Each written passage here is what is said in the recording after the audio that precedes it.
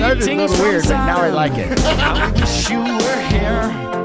The weather's getting warmer now that the trees are all cleared. You heard the song before, Steve? Time for a conscience, and we recognize no crime. Yeah, Steve? we got dogs and Valvoline. I'm sorry. I'm looking at the things for the Amazon commercial. So, yeah, it's going to be funny. Okay. Have you heard this song, though? I've heard of Troy Matinee. Unfortunately, they only did one album. Well, good morning. Happy Saturday, everyone. Welcome to your weekly dose podcast. I am your host, Sean Roberts, along with my good buddy, Steve Silva. Hey, how's it going out there? Phoebe Lim is out today. She is doing her bridal shower. But happy at the same time. Well, she needs a shower anyway. So. Yeah, she does. Yeah, so standing in for her, we have Genesis, which is nice. How you doing, kiddo? Hello, everyone. Yep, she's thrilled. Yeah, Feel that excitement right there. well, hey, that's thanks. great. I left my coffee downstairs. Oh, is that what it is? Oh, dear. Want somebody full throttle? Borrow some of Brittany's. Yeah. And, of course, we do have intern Brittany with us in the room today, and, of course, producer Zach. And Sorry. Wow. I've had but one coffee, but beware. Wow. Is it decaf? No. Let's make it decaf. Jeez, all right. Sorry. I was trying to bring energy in here. No, that's it. We're all good. We're all good. Well, anyway, guys, as always, we are streaming to you live from Orange County, California, every Saturday morning. Thank you for joining us. Thank you for joining us this week and every week as we pay homage to our favorite radio goths, Mark and Brian. Yes! With hopes of getting them into the Radio Hall of Fame. Woo-hoo. Oh, yes, and that's one thing we definitely want to try and do. We've got a big show for you. I know a lot of you guys on Facebook have seen it. Basically we're going to give out some shout-outs. And, of course, at 10:30, we will be talking to the wonderful Mr. Brian Phelps. Woo-hoo. And Steve's excited. Yeah. I like it. But my Good Morning Vietnam wasn't good enough for you? No. Fine. And it's going to be wonderful talking to Brian because we haven't heard from Brian for about 4 years or so. Of course, left the mark. Brian did the Brian and Joe podcast and then kind of laid low for a while. Well-deserved, retirement and everything. But we're going to catch up with Brian today and discuss about getting him into the Radio Hall of Fame. So there we go. Hey, that's really cool. All right, everybody. Now, don't forget you can interact with the show, commenting on our website, yourweeklydose.com. Find us on Twitter and Instagram at yourweeklydose1. Find us on Facebook, and you can even email us at yourweeklydose1@gmail.com.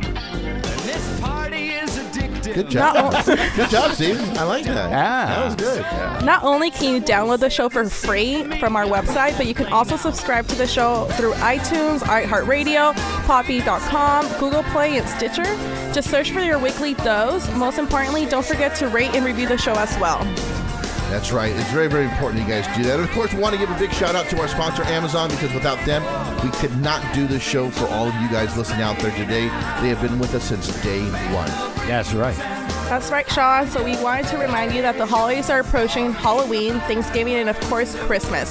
So if you're going to do your shopping on Amazon, which is the best place to get all your items, please make sure to use our Amazon banner.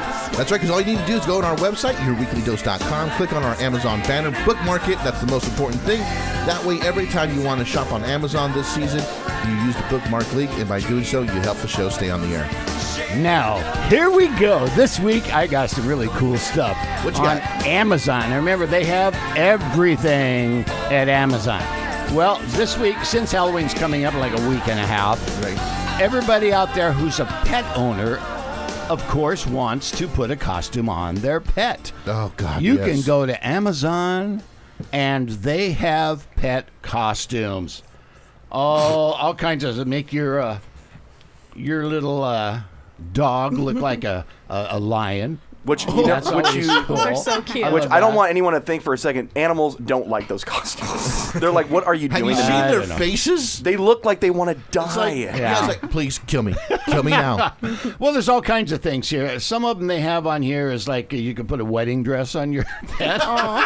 Once again, they're praying for death. There's Captain America costume for your little one. Oh, that's funny. It holds a little shield or whatever. Yeah, one of the ones I like is where they wear it on the front. So as they're walking towards you, it looks like a little person, like a pirate, walking towards you. Those are really cool. They got a bunch of those. There's one where the dog's got like a pizza on his head. What? I'm not sure. Let me see. Let me see. Oh God! And That's Personal funny. Pizza Hut pan pizza. It's Yeah. awful. and again, the dog has a look like, please kill me now. I am Yeah. Old Yeller. Shoot me now. And there's a cat that looks like she's ready to kill somebody. Oh, a with, cat? Yeah, the cat with a definitely hates his minion life. on her head. Oh, that's not good. Yeah. Cat's just like, fuck this. I'm Yeah. done. And for all of us older people, this is kind of a throwback. You can get an Acme firework rocket like from Like the Roadrunner days, Roadrunner Wile E. days. Yeah, Coyote. Wile E. Coyote had the Roadrunner. So there's all kinds of, there's a bunch of them. You can make them into a panda, just regular, and there's Whatever you want, There's basically. Christmas stuff, hats and sweaters and Steve's considering a pet stuff right like now. that. Yeah, I know, I can tell. I may go buy a dog just so I can. There's a pilgrim costume. Oh my God! Pilgrim. Here's the one you want Okay. right here. I'll be the judge of Last that. one, Steve. It's Wow. the Marilyn Monroe with cleavage costume. we gotta for post that on the your website pet. then. That one goes on the. that one going goes on the website. Laugh. Oh, it's a paparazzi silver screen starlet dog costume in white. But she's a bitch. She sure is. I'm sorry. Hold on. You got to say it. Paparazzi. Paparazzi. Oh, yes. Paparazzi. Well, if you do all your shopping online this year, yes, definitely use our Amazon banner and get the job done. Yes, Remember, please. when you use our Amazon banner, you support the show. Amazon, work hard, have fun, make history. There That we was go. fun. I like Yeah. this week. Oh my god. Well, we need to first off give out. I'm sorry. The Mark and Brian Radio Hall of Fame. Very important for us. Not that we just start following this. Our Facebook page, Twitter, and also Instagram. If you guys want to help them out to get into the Radio Hall of Fame, this is where we need your help. Switchboarder Laura is doing all of this. And we want to make sure, though, do not vote until November. So all of those who are listening right now, please join it. Mark and Brian, RHOF, Facebook, Instagram, and Twitter. But do not vote now. Vote in November. So important for Yes, us. We want to make sure we get that There have word been out. some people out there apparently who have already voted, and that's really cool. But please vote again in November when the November. voting When it is counts. actually That was the open practice and it'll round. matter. Yeah. So for those of you who already voted, thank you for practicing. You guys did a great job in saying, yes, we want to get Mark and Brian, but don't do it until November. And again, make sure that you do follow those three pages, Mark and Brian, RHOF. That way everybody's on the same page. Laura's in charge of all of that, and she's doing a wonderful, wonderful job. She's So- working hard. Absolutely. So let's give a quick shout out. Hey! Genesis is the only one that looked at me.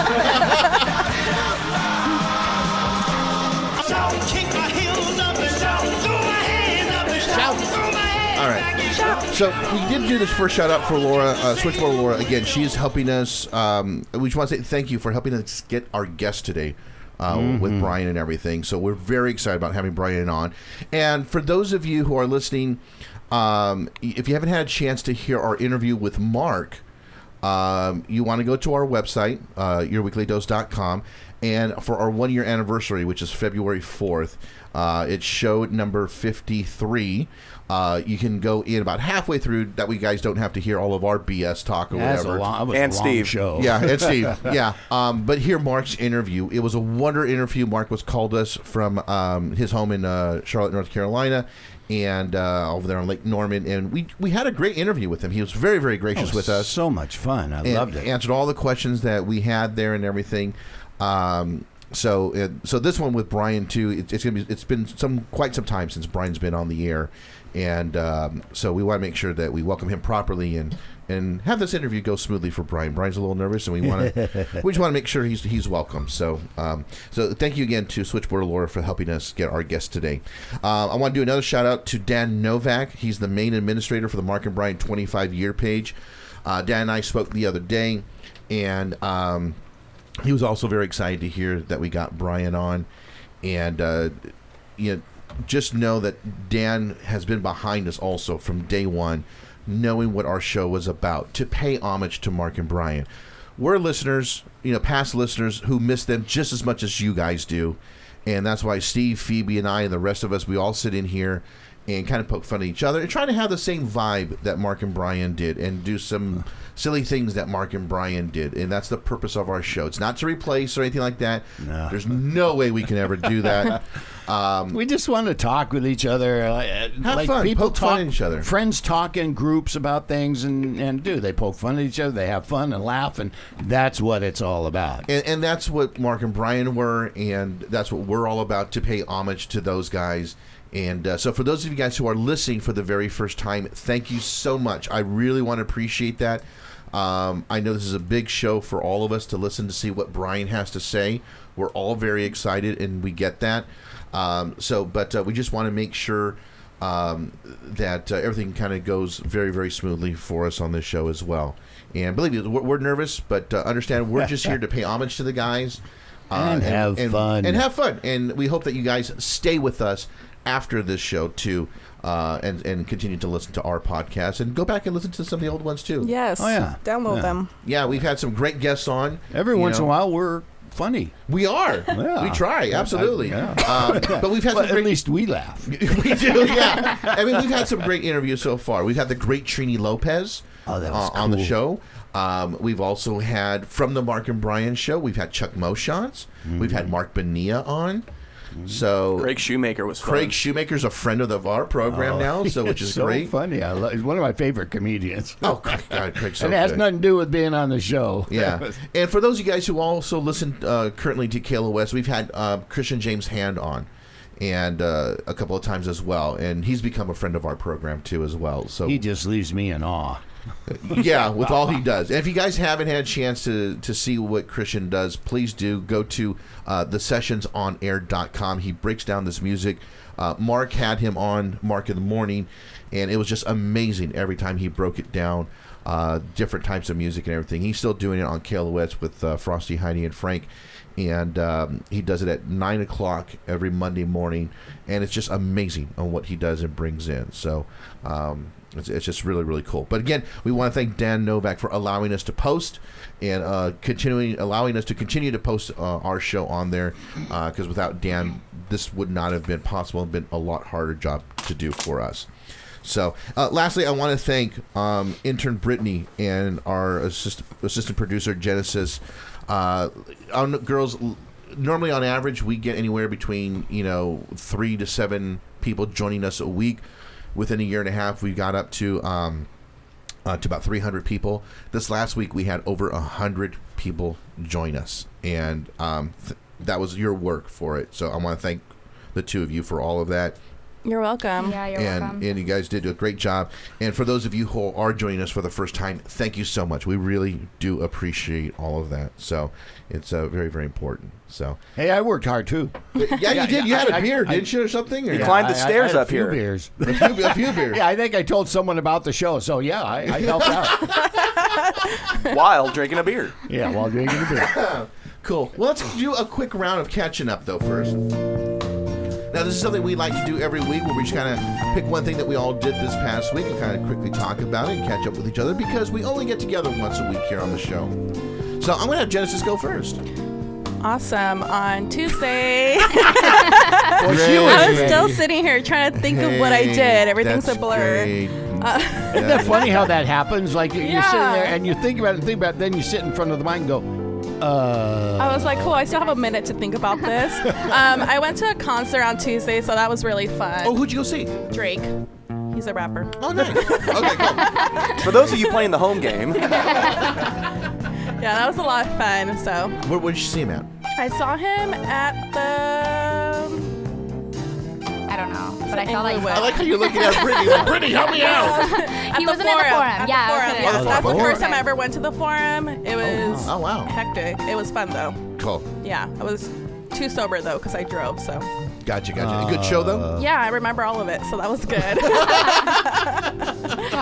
Nice. Were there a lot of people there? There was a lot of people, yeah. Okay, cool. Yeah. Or at least 12. Forum is kind of a fun place. I mean, there's some seats that are like way up, but it's a good venue. I saw Depeche Mode there. It was better than the Awesome. Staples because the Staples a lot bigger. Yeah. So you get more bang for your buck in a sense. And I was on the floor, so I had Best concert. Oh, that is cool. Yeah. Best concert I ever saw at the Forum, and I've seen a lot of them there, though. Back in 2000, got to see Bon Jovi. Oh. And it was the Crush Tour. And it's so funny because my wife and I, we always compare every concert that he's done after that, every tour.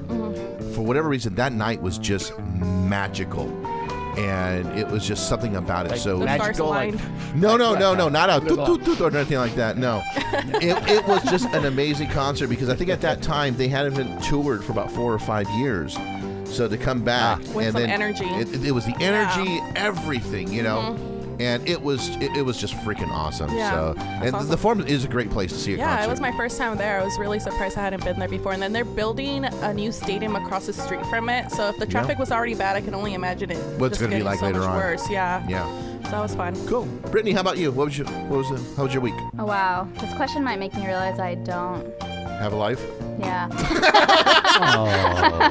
Sad. No. Just school. I went to school. I went and saw Venom. Oh, That's my Well, I favorite. heard, that yeah, good? I Yeah. heard him raving so about okay. it What did the last two of week. you guys think about it? It was good. It reminded me of like Deadpool humor. Someone said that to me, and I Okay. was like, "Yeah, it does." I didn't even think about that. That's a good point. Kind of like cheesy, funny humor. Okay. I'm not super into those kind of movies, Uh-huh. but Did you go with your boyfriend? Or? yeah, Okay. he like loves movies just in general, like, which is really nice because if I want to see like a cheesy movie, he'll go with me just because it's the fact of going to a movie. And so he wanted to see Venom though, so we went and saw that, and it Tom was Hardy good. was great, wasn't he? Yeah. God, that's the reason why I thought the movie was so great. I think I I'm don't in know. love with him. I didn't know that was Tom Hardy. Which one was that guy? Was he the bad guy or the good guy or the good bad guy? I don't remember, but yeah, He was one of the guys. Well, he's the good guy. But yeah. Oh, also I found out that my mole was benign. Oh, yay! I got a very short letter saying, "Your mole is not cancerous and does not contain melanoma." Nice. I turned to ask. Very Straight cool. to the point. All right. Yeah, exactly. You're going to live a little longer then. I know. Woohoo! Longer life. All right. Steve, how about you, buddy? I saw a lot of sports this last week. Oh, the Dodgers. I've been watching Oh my the gosh, Dodgers so too, much man. going on. It was like, I went and watched the Dodger games, and they lost and they won, and then they won Almost, again yeah. to go up, and then they lost last night. Oh, and it was God. like, so they're going to play again tonight in Game 7. I knew it was going to go 7 games. I Yeah. told Karen it's That's going to go 7 nerve-wracking. games, Yeah, and so sure enough. it should be exciting. I like that. The Lakers' first game of the season was on Tonight? Thursday. Oh, So They I lost watched it, right? that. Yeah, they lost. I thought it was tonight, though. No. Oh, okay. The first one was on Thursday. Okay. And LeBron played well. The team actually played well. It just they have a lot of good offensive players, and they can score, and there's not a problem with that. It's a matter of timing with their defense. You can see a lot of times they were a little confused as to the transition from one player to another and stuff like that. And so they ended up giving up, 129 points, which is like, whoa, they have to do something. Yeah. But I think they're going to be better than people expect them to be this year. Going back to the Dodgers real quick, though, do you think the Dodgers will take Game 7, or do you think... I don't think they have a chance. Really? I just don't think that. But I mean, well, That's there's a always realistic fan. there's always a Right? chance. A realistic fan? You We're know, going to kick their ass and suck. Yeah. I follow a lot of Dodger fans on fake the Twitter. A bottoms. lot of them are going like back and forth about it. A lot of them Yeah. are being like kind of like realistic, but I feel the like problem if they, is they give up too many runs in like the Yeah. early innings, so they need to make sure But whoever the thing is, pitching- too, is that the Dodgers have been able to come back and at least somewhat Well, they tie or didn't get, last or get, night. but get even scored. if they come back, they're going against the Red Sox, who have been putting up a fight. Yeah, I think it'll be interesting if the Dodgers are able to take it, you know, and then see that World Series. I think if knowing the way that the Dodgers have struggled with this series right now, if they do win Game 7 and go in for the World Series, I do have a feeling it's going to be done within 4 to 5 games, basically, against Boston's playing really well. Yeah. But, you know, as long as they're still in it and they have a game to play, there's a chance to win. Yeah, definitely. So, you know, if they can hit the ball early in the game rather than waiting till the late innings, it'll be different. I think if they just hit the ball, period, no matter what, you know. Well, it was exciting. I can't remember what night it was. The game went into extra innings. Oh my God! Tuesday night. That was exciting. The bottom of the Tuesday. 13th inning, they ended up winning it. And so well, it's funny because with that game, I think I had dinner or whatever left, you know, and I figured the game was over with. I come back home. It's 11 o'clock at night. I turn on the game's going. still on. Yeah. You know, I'm like, holy cow, man! That was very exciting. This is I good enjoyed baseball. that. So you know, what's that, Genesis? At least it's good baseball. It's like absolutely. It's fun to watch. And especially those type of games because you're wondering what's going to happen next, and it now becomes more a pitcher's game of like who's going to pitch what and how well are they going to stay in there, and how quickly are they going to get tired or not. You know, and that's what it was, and you know, gave up that one hit and able to score.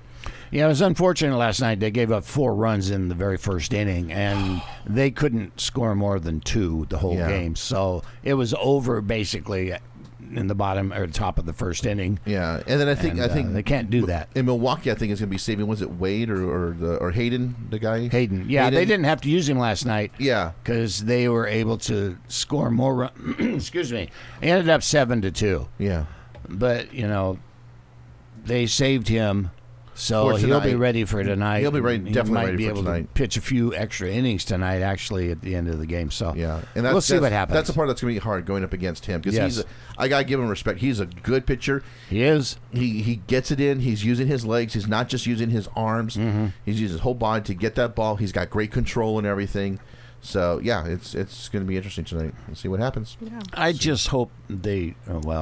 I do have an opinion about something, and it's what's the catcher's name? For Milwaukee or no, for the Dodgers. He's been over the past few games. He's been like the best player that Milwaukee has. Oh yeah, He done. It's like he's missing balls and he's missing plays. There was a bunt late in the game, and he just stood up and pointed to first instead of realizing that the pitcher fielded the ball in plenty of time to go to third and get the lead runner. Things like that, little mistakes. And so I keep wanting to say Donaldo, but it's not. Grandal. Grandal? Yeah. Yeah. He needs to step up or sit down. One of the two, yeah. All right. Zach, how about you, buddy? I went and saw Halloween Oh, the new yesterday. one, right? Yeah. And I could say, like, I'm a little mixed towards it. I actually watched the first one before going to see this one because it's been forever since I've seen it. But it was good. It just had a lot of elements from the first one. It almost felt like it was a remake of the first one. It's supposed to be 40 years after the first. And Jamie Lee Curtis did a good job. History repeats itself. It does, and that was kind of the premise and all that. But the other thing you got to consider, too, is you got to remove all those horrible sequels that came after the first one. So this one is a direct sequel to the original one, cutting out all those 1, 2, 3, and 4 and the all H2O. the other bullshit ones, basically. Yeah, pretty much. And what I loved even more was the guy that played Michael Myers in the first movie is the same actor that plays him in this one. Wow. Even though he's just wearing a mask and he's just running around all over the place, but a few times you actually see his face. You know, I was kind of concerned about this one, though, because the guy who played Mike Myers in this one, he kind of reminds me of William Shatner. I don't know why. Is it the mask? That could be it. I'm not too sure. That's funny. It could be it. It just kind of looks like him a little bit, you know. Just I don't know. It just kind of what kind of threw me off. All you want. Yeah. Do not make any attempt to call me Michael Myers. But anyway, it was, and Danny McBride, it was the one that wrote the screenplay too, which was another surprising thing. Those who don't know who Danny McBride is, Eastbound and Down, Tropic Thunder, This is the End, works with Jonah Hill, Seth Rogen, all those guys. He wrote the story for this. Oh, cool. And that was, again, one of the main reasons I wanted to see it. We're going, okay, that's an interesting concept. I'll give it a 7 out of 10. And it's a horror movie, so what do you expect? Gotcha. Could have been a little bit better. I just wanted to hear the music because I always love this thing. It is almost Halloween, by the way. It is. It is. Next week. Counting down. I Next feel like week. it's been Halloween all month, though. It kind of has. Everybody's. People just start embracing it like early September. Well, Yeah. get used to it because in a couple weeks it's going to be nothing but Christmas. Forget Thanksgiving. Yeah, I know. Yeah. How come we don't have any Thanksgiving themed stuff? Like, you know. Well, they do. They just, Yeah, but it's just It's Christmas just- takes over. Yeah. What's It's bigger. Thanksgiving? That thing with the turkey. You know, the Indians come over and they give you food and you trade beads for an island and stuff. What kind of food do Indians eat? Foreign. Don't they eat curry and stuff like that? Yeah, exactly. Yeah. Mm-hmm. So the Pilgrims ate curry. Right. Exactly. You got it all. No wonder they were upset. Lest anyone think that this information is accurate and it represents all of us. Just Steve. Kind of like Gabe Disclaimer. Jackson, you know, the expert, Thanksgiving expert. Oh my gosh! Well, last week I had a fairly an easy week, whatever. Got to do a couple performances here and there, Nice. but and then got to do Chords and Vines podcast for our friends Kat Ellis and Tom Plant. They're still out. Yeah. So got to do a broadcast for them on Sunday and everything, but. Still loving the mustard. Folks, if you haven't had a chance, these friends of ours, Kat Ellis and Tom Plant, they do a podcast called Chords and Vines where they pair wine with songs. Really, really cool. You do need to check it out. But then Kat has something called a Sassy Mama's Mustard, I think it is. And it is homemade mustard of different types of flavor where sounds good. she uses alcohol like bourbon and Just a lot it's of just different stuff. flavors. Yeah. You got to check it out. It's really, really good. Of course, Steve's favorite is the medicinal one. Yes, it It does its job? makes you feel really good. Mine too, and I haven't even had it yet. Yeah. Yeah. Do they have an Instagram I'll- page, a Facebook where? Yes, they do. Facebook, yeah. Oh, okay, awesome. Yeah. Facebook I'll bring page. the medicinal mustard to our 100th show for the barbecue. Ooh, that sounds good. Yeah. That sounds really good. So, but I'm more excited about this weekend, mainly because of our guest today, obviously. But yeah. then also my son's birthday is this weekend. It's Monday, so we've got a busy weekend. How old is he turning? 14. I got a 14-year-old now, man. Oh, to be 14. Actually, no, I 14. wouldn't Do you want to feel go old? back. You know what?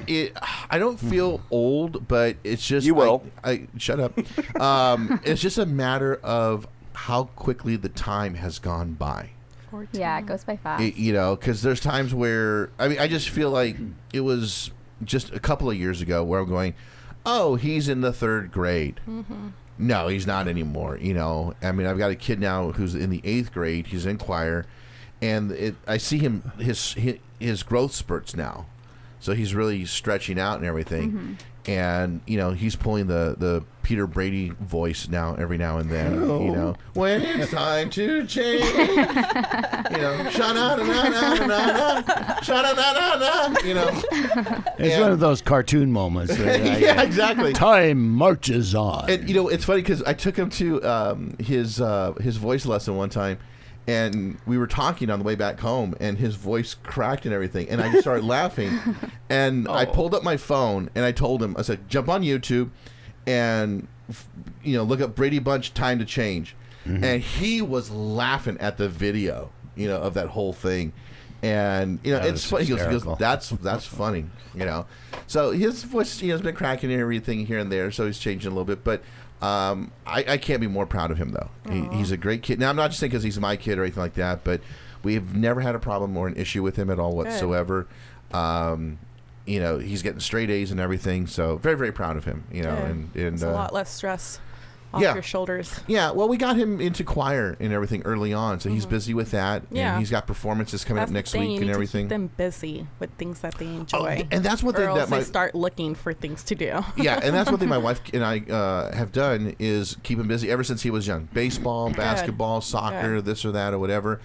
And then he got into singing in the choir, basically.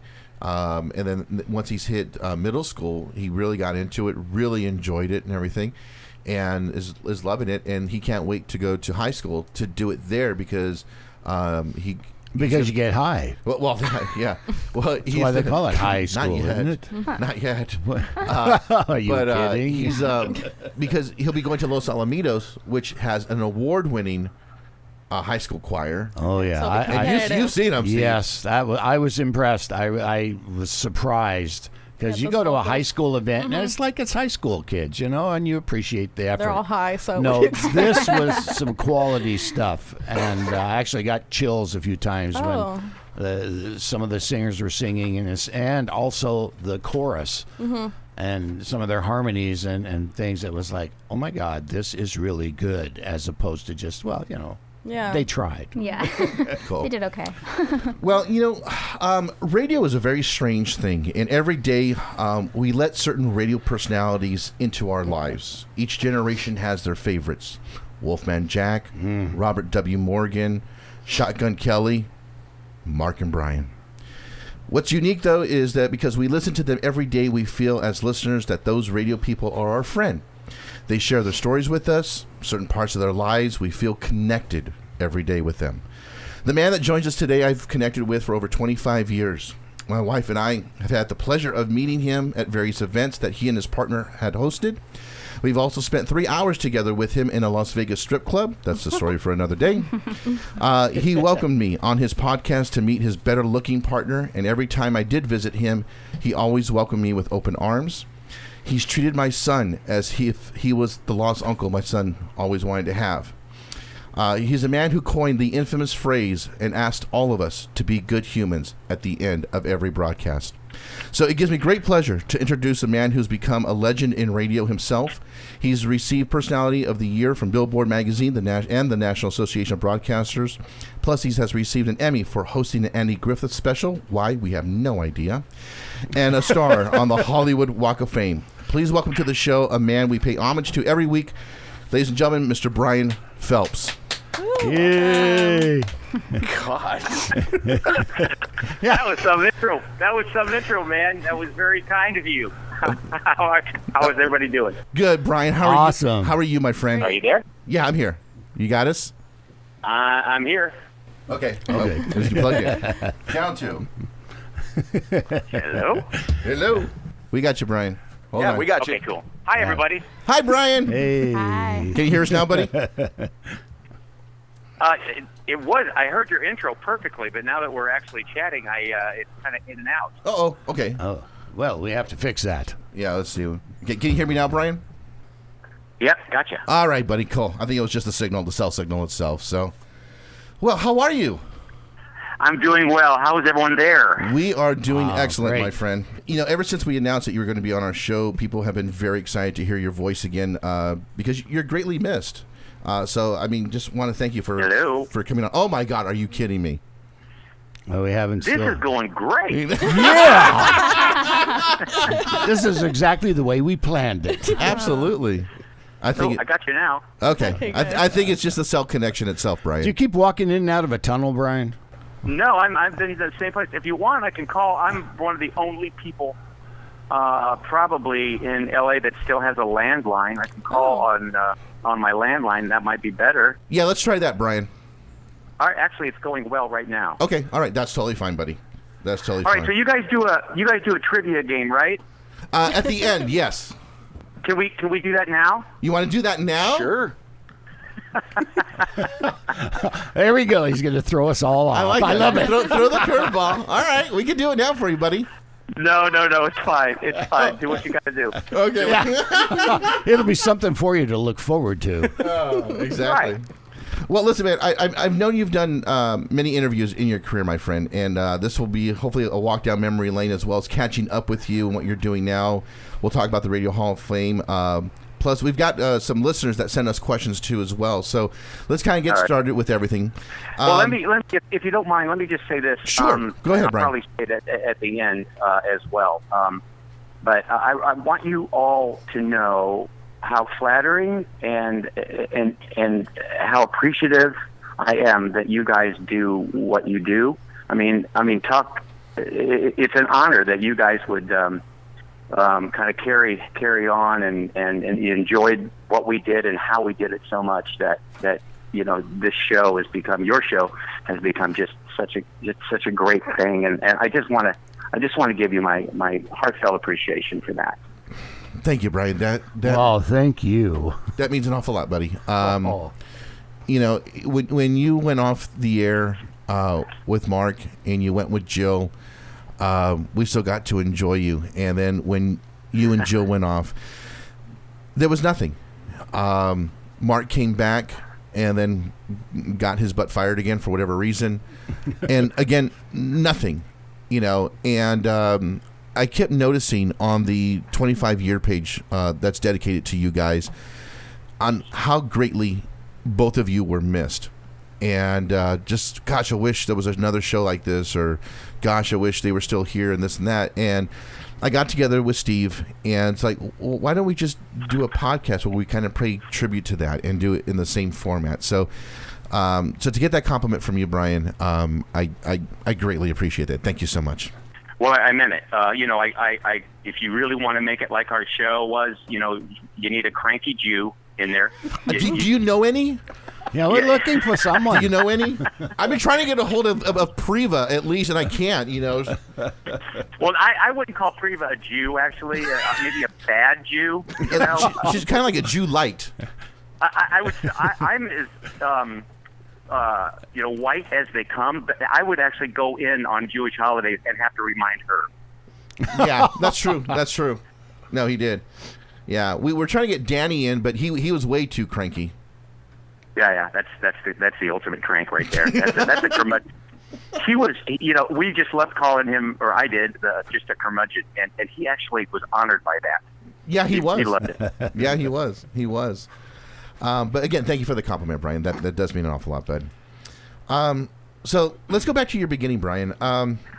Cambridge, Illinois, born and raised, middle child. You were in an accident thanks to your older sister. Yeah. Wow, you guys remember that? Yeah, I do. What was it like growing up in the Phelps household at that time? Well, just in case your listeners don't know, the reason why I was in an accident, and my father took great pleasure in reminding me this a great deal, is because my sister, at like 3 years old, she's 3 years older than me, she got into my mom's underwear drawer, just as 3-year-olds tend to explore, and she had a bobby pin, and apparently she poked my mom's diaphragm with a bobby pin, and guess who got through that little teeny slit? And that was me. So I've always been very thankful for that. Yeah, and of course I always love it because your mom would always say, "Oh, but we still love you, Bri." I know. Oh, Bri, we're so lucky to have you. Yeah, she was always very defensive about that. My dad just thought it was hilarious. And so do we. Good. I did too. It shows how determined I was, though. Yeah, you were. So growing up in that household, what was it like being the middle child and having such a cool, awesome family like that? Yeah. I've always said how lucky I was to be raised in a house full of so much love and it all. And I grew up with some friends, and then I went to college, and I met people, and then I do meet people along the way where it's like, oh my God, I couldn't wait to get out of that house. Oh my God, I hate my parents, and I'm not blaming them for that. It's a situation where, however that evolved into that kind of feeling, and it just made me realize how lucky I was. My parents were so unique. I knew no one like them. And I'm not ashamed to say that they were my best friends, and they were different, but they were the same in one thing, and they just adored each other. Mm-hmm. And I got to see that. I got to be raised with a man and a woman just adoring each other. To the day my father passed away, he'd call my mom Pretty Lady, and if they still had bench seats in cars, Mom would slide over to next to him. I mean, they were young in love all their lives. That's awesome to hear, man. That's awesome to hear. How about your siblings? Did you guys get along well, or was there a little bit of that sibling rivalry between you guys growing up? Or? I wouldn't say rivalry at all. I would say normal. My sister was the oldest, and which kind of pissed me off because I never got seniority on anything. It was always Debbie and the boys. Now, I'm older than one of them. I'm at least older than one of them. But nope, I was always, clumped into the boys. But my younger brother, we were both athletes in school. I was average. He was brilliant, and he's he's just an amazing guy, and I'm so proud of him. And he's got higher morals than even I do. You know, I mean, this guy is just an amazing dude. And is he a my priest? older sister, yeah, I think so. Well, he's married, so I don't know. Well, I guess a pastor. But my sister is, like I said, 3 years older, and her health isn't the greatest. And I was taking care of her and Mom, and then we lost Mom last year, and now, or about a year ago, and then and now I'm taking care of my sister. And I'm lucky. I'm happy to say this morning, talking to you, that she's doing very well. So wonderful. That's good to hear. Yeah. Wonderful. Yeah. Well, send her our love, and of course our deepest condolences about your mom. I know a lot of people were asking about your mom and everything, and they had no idea. We kind of had posted because we had known and everything.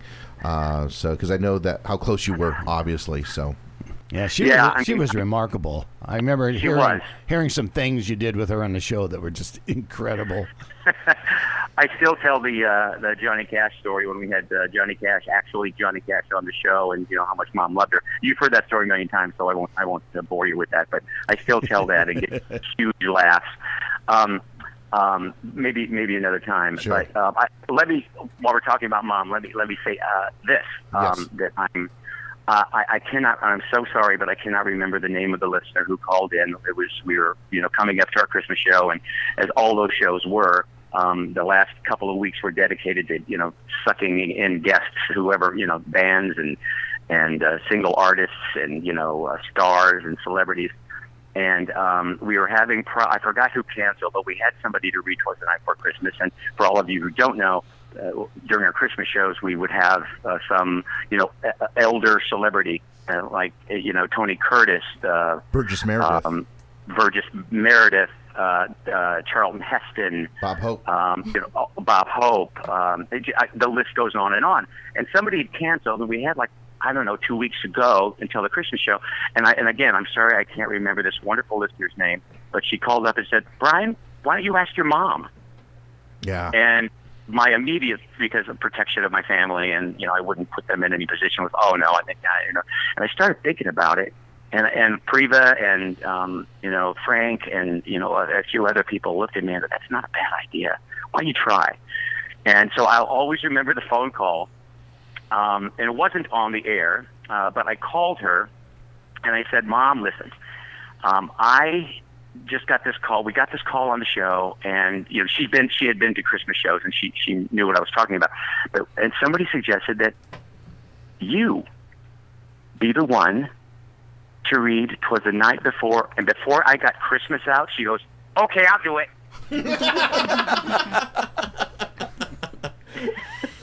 Well, it was a chance for her to get her hair done and everything, Right. She had to get her hair done, and she had to pick out her best sweater. And I'm going to get emotional here, but it's okay. Watching her sit on stage and read Twas the Night Before Christmas was one of the biggest joys in her life. And I thank everyone in the room that day, because you were all so supportive, and you cheered for her. And I didn't know this until later on in life, in my life and hers, that I got my big ham. I'm a big ham. I got that from her. Uh-huh. I didn't know. And I'll give you an example.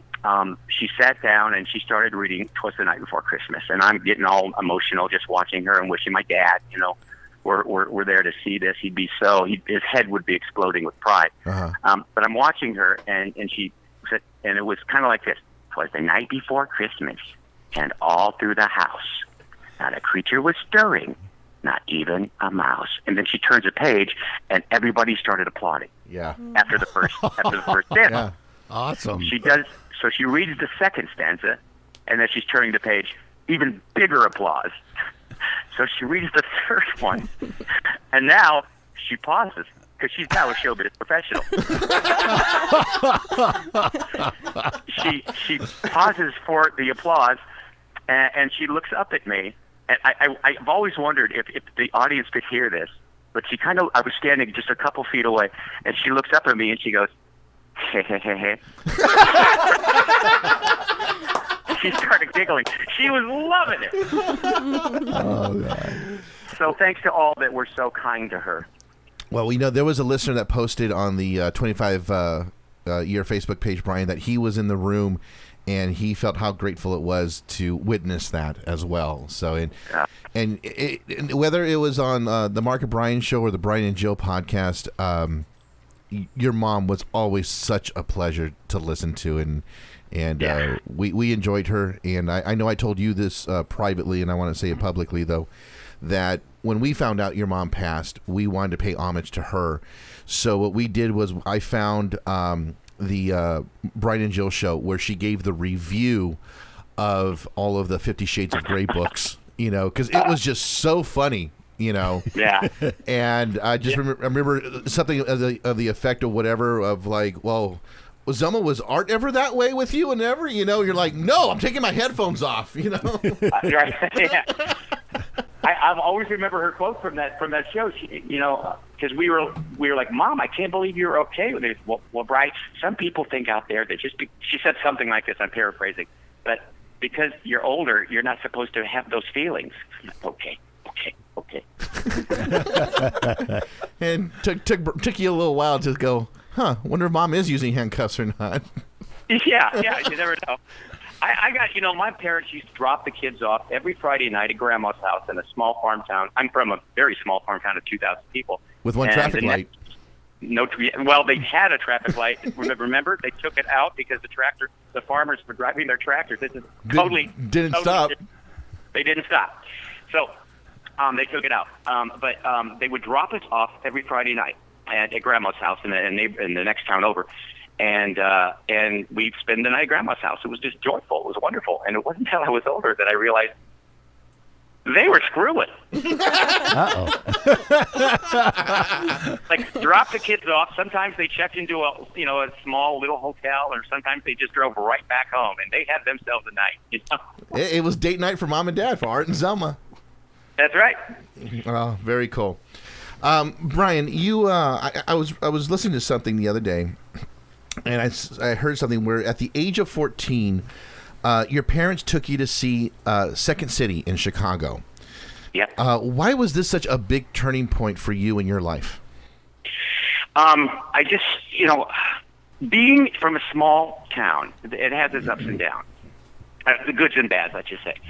But one of the shining reasons why it was so great is because when you go to a small high school, you do everything. You have the ability, you have the chance to do everything. So for that reason, I played football.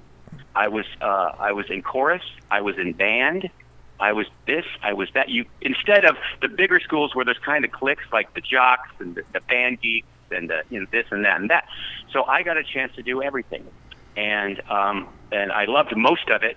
But the one thing I think for some reason, maybe it's a middle child syndrome, I don't know, but for some reason I loved the most was being in the spotlight, making people laugh, being a big ham, being creative. And so Mom and Dad took me to see Second City, and it wasn't in Chicago, actually. It was they had their touring group. Oh, okay. And it was in Moline, Davenport, Rock Island, the Quad Cities, which is about 30 miles away from my small farm town. And it was just a huge moment in my life. It's something I just went, yeah, that's what I want to do that. I could relate to it. I love the on-the-spot creativity. It was improv, and the on-the-spot creativity and the fact that, if something didn't work, the audience, and this goes back to kind of what I want to talk about with what you're doing and what we did on the show. Sure. It's like if something really kind of didn't work and didn't get a big laugh, the audience was still there for you because it was improv. And the audience, because the audience knows that you're out on a limb here. You're creating right on the spot. The audience is with you on it. They're going through it with you. And I always took that into the show when Mark and I first started in Birmingham for 2 years. We came to Los Angeles. I always remembered that and pushed that if we want to go launch a frozen turkey on a rocket, which is the dumbest thing you can do, we're going to do it because it's stupid, and if it's stupid, they will come. You know, I mean, and the audience connected to the stupidity, not because they thought, wow, what a brilliant idea. It's because they thought, this is so stupid, and we want to be part of that silliness. And it was the same thing when I first saw Second City. It was like that. I was just a part of that, and I always carried that through. So yeah, that was a huge moment. Cool. Hey, Brian, this is Steve, and let me tell you, this is fun. I love it. It's so great to talk to you. Steve, you owe me 30. You still owe me that $30. Yeah, I know it's in. I thought I sent it to you. I'm sure I wrote the check out. I'll have to check. Well, you gave it to Roman, I think, to deliver. Somewhere along the way, it's in somebody's pocket, maybe. I don't know. Yeah. Now, you actually did do like some drama in high school. Do you remember what you did as far as were you in plays or something like that? Listen, maybe you people haven't heard. Maybe you didn't do your research. But you're talking to a guy that no, I was in the first. There was only one theater moment every year at Cambridge High School, and that was the junior class play. And it was one of those, you know, silly little quick little written things, and it was ridiculous and bad. So one of the people that had the most influence on me in those, you know, after I saw Second City and I started to go, like, I want that spotlight. I love that creativity, is Mrs. Bayless, my music teacher to this day. I wouldn't be here talking to you if it weren't for Mrs. Bayless.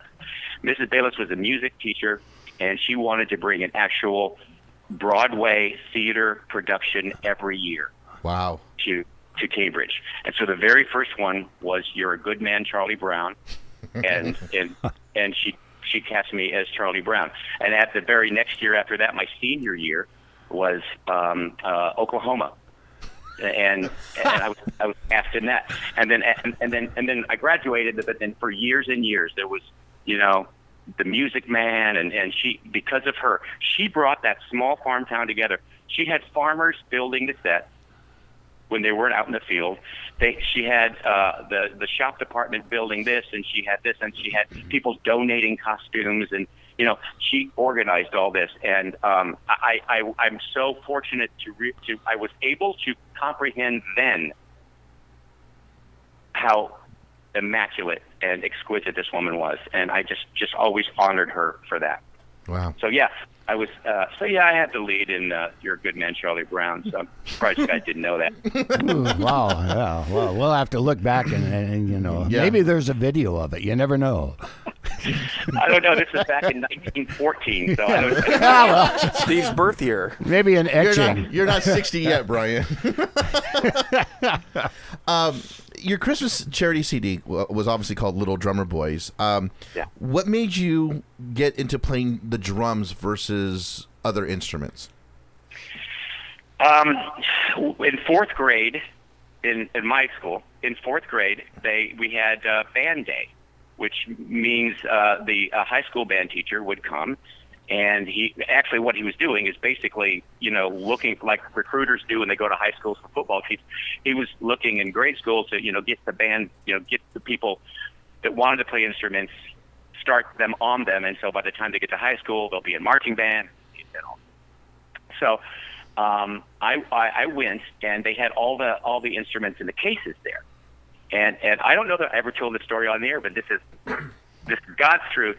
I saw somebody carrying in a case, and it was a very small case, but it was long and it was thin. And carrying this case, long meaning like maybe 14 inches long or 12 inches maybe, and it was hard shell covered, and it looked really cool, and like whatever instrument that is, I'm going to play. And in my mind, it went, oh, those are for drumsticks. Oh, they're drumsticks. Oh, that's cool. They put the drumsticks in a case. Oh, they're drumsticks? I'm going to be a drummer. And so I became a drummer, and then I realized that was actually a flute case. So was it hard to play the drums with the flute? Yeah, exactly. But that's the reason I originally picked the drums. But I loved it so much, and it was out of the 25 guys and girls that wanted to play drums, Our first fourth grade band, by the way, had, I think, 48 people, and there were 25 drummers. Oh, jeez. I'm not kidding. So many drummers that they couldn't give us instruments because it'd be way too loud. They couldn't give us drums, so we all played, even in concert, on practice pads, those little rubber pads. Oh, yeah. So, so out of the 25 drummers in fourth grade, there were only 2 left by my senior year, me and Merrill Newman. And we were the only 2 drummers left out of the 25. Wow. But you guys know the story, though, again, going back to small town USA, that our football team, that my junior and senior year, we did quite well. I played both offense and defense. But during halftime, when the whistle blew for halftime, the whole team, except for 3 guys, Roger Roth, Dan Moyerity, and Brian Phelps, didn't go to the locker room. We ran down to the end of the field where the marching band was. We took off our shoulder pads. We put our band jackets and overlays, over our sweaty T-shirt. We pulled our band pants with a stripe down the side. We pulled the band pants over our football pants, and we put white spats over our cleats, and we walked out and we did the halftime show with the band. And then we walked back in, put our football stuff back on, and continued the game. And then later on that night, you went out and performed at the dance. Well, not performed, but we were. It was a long night. We had a sock hop. We used to have sock hops or dances like every other week, and we'd have a band. And if that band didn't play "Smoke on the Water," get the hell out of the gym. In college, Brian, you formed the comedy troupe called the Laughing Stock. Yeah. What made you decide for you to take the reins on that and create that? It's a great question. All these questions are fantastic. I've done my research. I honestly thought it was like, so what are you guys going to be doing, or what have you been doing lately? Yeah. You know that. We'll get there too. How do you take your coffee?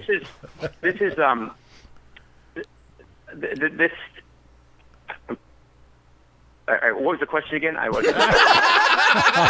Maybe he is 60. So I don't know. No, Brian, I was asking about the Laughing Stock. What made you decide to create that? That's what I wanted to tie into. This goes back to that 14-year-old when I went to see Second City.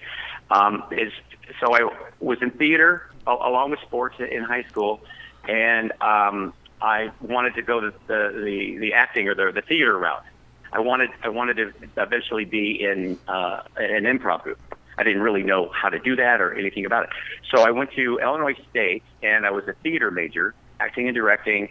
And after the first year and a half, I decided this isn't exactly what I came here for.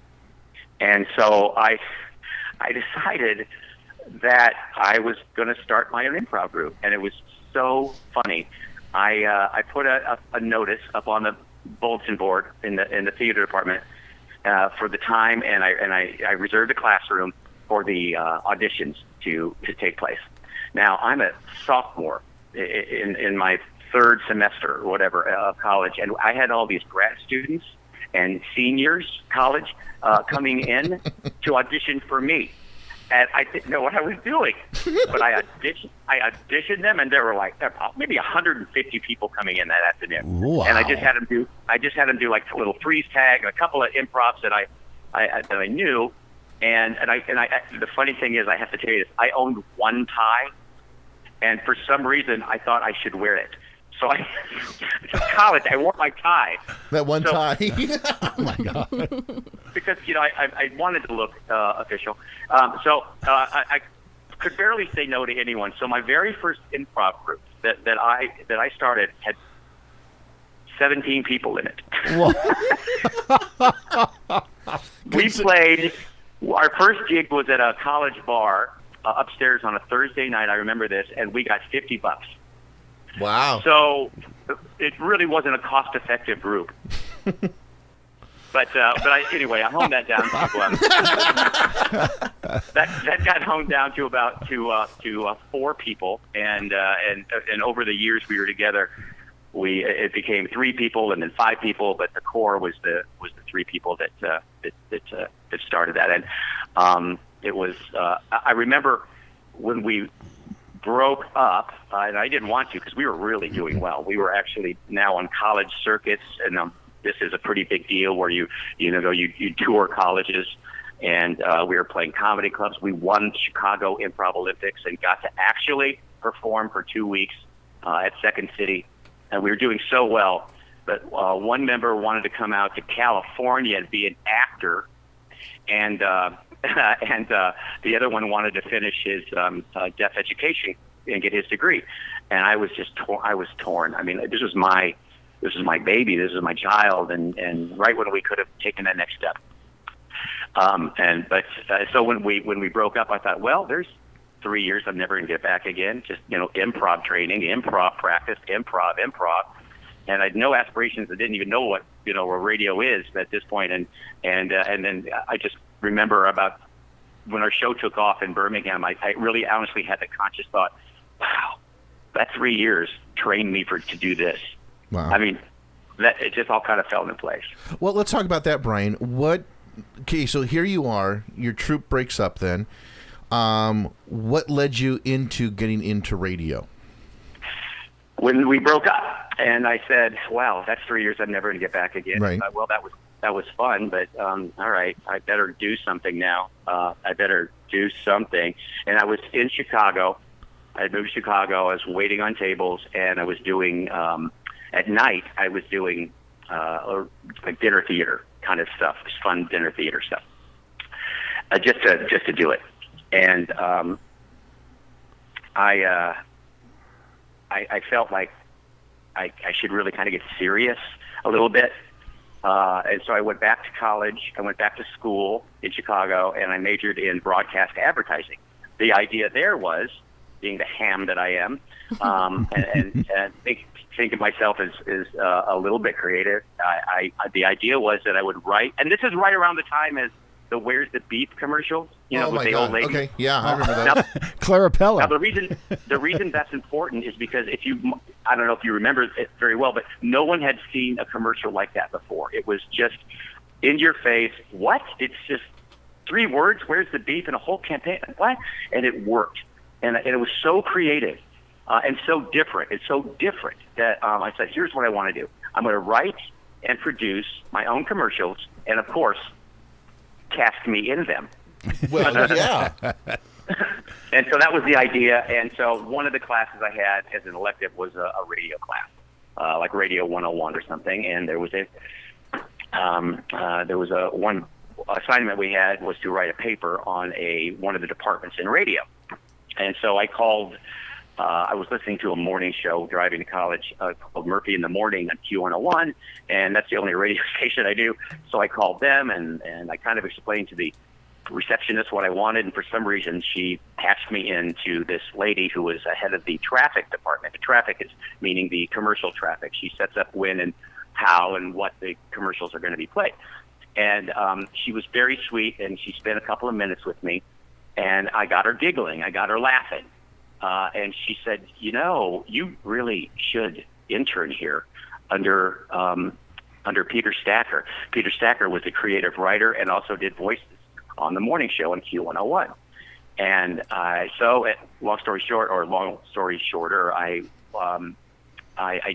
swindled my way into an internship. You're only supposed to get 15 hours a week, and I got 30 hours a week, no pay. But also, I was a year or two older because I worked in a factory to make money to go to college a couple of years before this, or 3 years. So I was more mature. So if somebody wanted McDonald's or a cup of coffee, I would go get them with a smile on my face. But then I would go to each department and say, tell me what you do. I really, really want to know. But this Peter Stacker guy I was interning under, because I think I was a little more mature than your average. I should say older. I don't know about mature. I don't think I've ever been mature one moment or morsel in my life. But I know you still order from the kids menu. Right, exactly. Well, they usually have the best food there. Tater tots and chicken fingers, man. Still love them. But he was impressed, I guess, by my drive, and I was impressed the hell out. He just took me under his wing, and I started doing voices on that morning show. I got $25 for doing Johnny Cash or Dr. Ruth or whatever, and it was like, oh my God! Then he started helping me or letting me help him write the commercials. And I still remember driving down Michigan Avenue one night. I had a date in my beat-up, rusted Scirocco, and the commercial came on that I had a word in. Instead of the, I switched it to this. And I was, oh my God, that's my word. That's my word.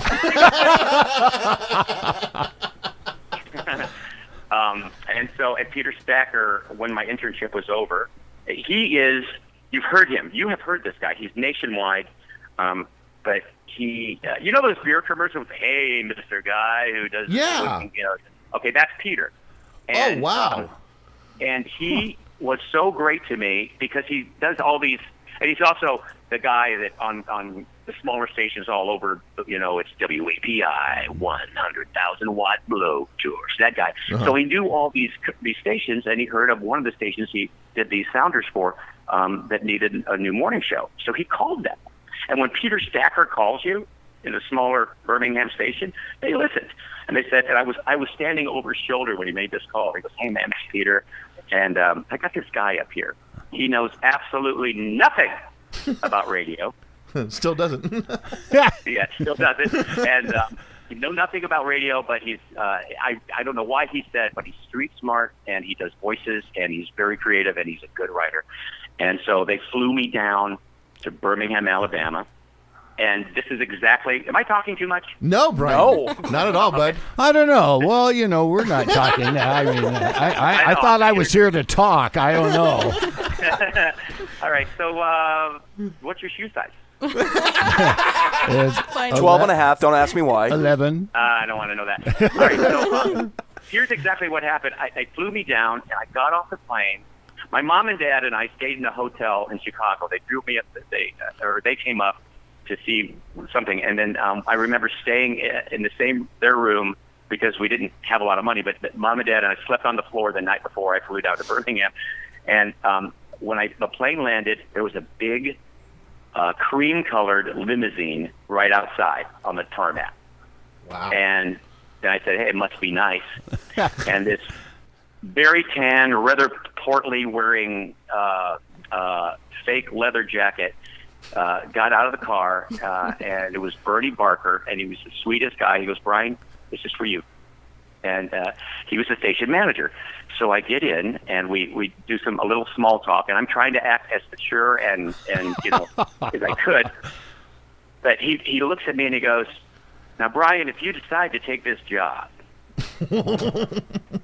I was sitting on the left side of the limo seat, facing forward, and I turned and looked out that little teardrop window they have, and I just remember making a face like, oh my God! And then I turned back, and I went, yes. Tell me more. They were originally going to put me together with a guy named Mark O'Brien, and it was going to be the O'Brien and Brian show. Mark O'Brien was in Kansas City, and he flew down a week later, and they flew me back to meet him. We got along brilliantly. He was a much older guy. I'm in my 20s, early 20s, and he was probably in 40-ish or a little above. But he was an amazing heart of a guy, and he was totally open to any ideas I had. And he was the consummate professional radio guy, and that was going to be their morning show, and I was incredibly happy about it. Until about 2 weeks out, when I was supposed to, fly down and move down there, his wife did not want to leave Kansas City, the kids and whatever, I forget the reason. So that was off, and now they went into this mad scramble to find another guy. And Mark St. John was the program director, beautiful man, wonderful dude. And he called me and told me the news. I said, so what do you want to do? And he goes, well, I have this guy. I know this guy. I worked with him a few years back, and he's got a successful afternoon show in Montgomery, Alabama, and he's kind of got a sense of humor like yours. He's been in radio for like 15 years, town to town, up and down the dial, and they were friends as well. Uh-huh. They were friends, and so so I flew back down, and I was staying in a hotel room, and we were supposed to meet at I think it was 7:00. He was going to come to the hotel room. He was in Montgomery, and he was like an hour and a half late.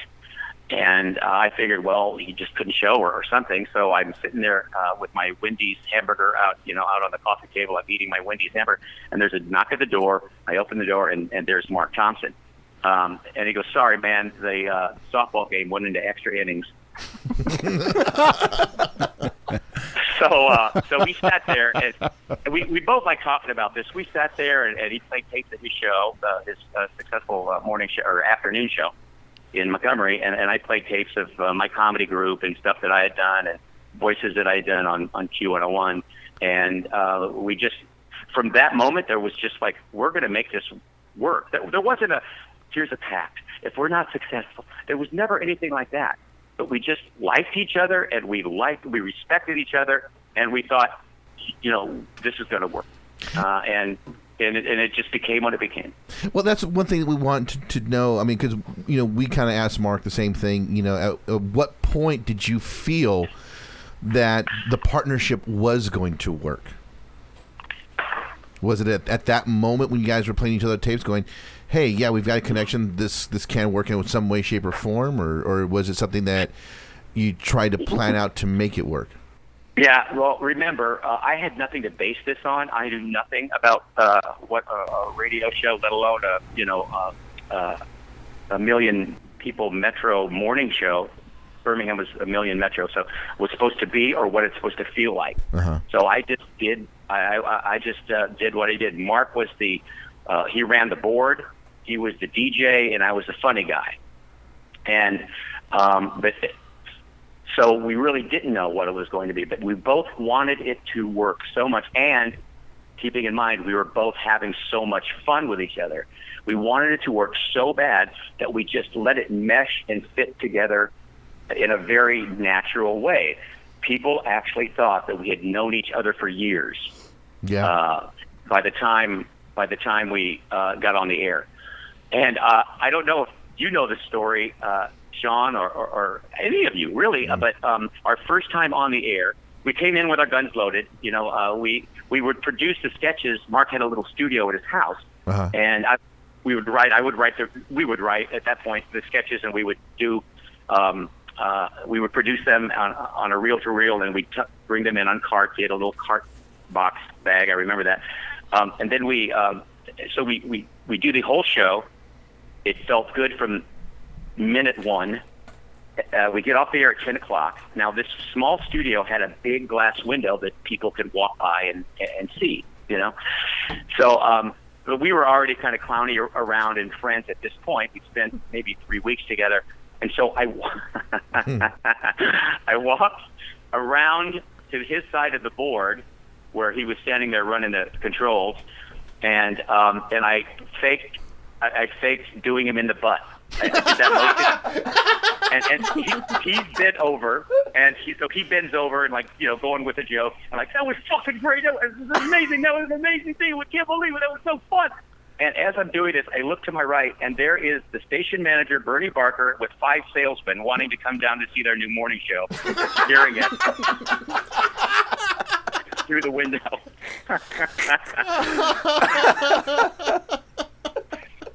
Anyway, so. Oh, that's definitely an image, Brian. Yeah. Can you imagine? Hey, there's our new morning show. Okay. Hi guys. We didn't know they were that way. Hey. Mm-hmm. Let's see. So here you guys are, I-95, smaller market, and as the story goes, you're in Atlanta. You're about to sign a contract with the station there. Yes. Secretary walks in. You find out Los Angeles calls. Second largest market in the industry. How intimidating was it for you, Brian, to go from I-95 to Los Angeles, knowing that at that point, you've only been on the air for about a year and a half? Year and a half, yeah. I wouldn't say it was intimidating. For one thing, and I think we thought this. And look, I don't want you to get the wrong impression of what I'm about to say, but because we wanted it obviously to work. It'd be amazing if it would work in LA. But neither one of us knew anything about major market radio. Uh-huh. Mark, much more than I did, but we were still newbies at it. So we honestly said 2 things. First of all, hey, it'd be great to have LA on our resume. Right. We'll go there. even if it's a couple of months. It's on our resume. We go back to St. Louis or Atlanta, or and we'll do great. But we had so much confidence in our show at that point because nobody was doing anything like our show. True. And which leads me into the second thing, that we made a conscious decision: we're not going to change the show. Because it would not work. We would be bad at it if we were like your regular morning zoo, beep beep honk honk, hey everybody, yeah, kind of a show, And we weren't going to change it. We were going to do strange things. We were going to dip ourselves in chocolate. We were going to have bossy bingo. We were going to launch turkeys. We were going to throw stuff off the roof. We were going to do this. We were going to be this show. And okay, I'm back. What did I miss? Oh, God. I was so excited to talk to you. I had to go pee, Brian. And right. Okay. So can you go back 14, like about 4 minutes? That's 14, okay. 14. My parents took me to see Second City. Oh, that's right. Mrs. Bayless, she was amazing. I was Charlie Brown. Did you ever do anything campy like Oklahoma? Yeah, actually, it's what I tell the chicks. Anyway, Brian, go ahead. Thanks, Steve. I'm sorry, now I got to pee.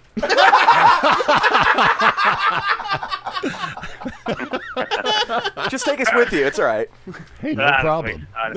You'll hear the echo. Where were we? I know. Thanks, Steve. You're welcome. Up, man.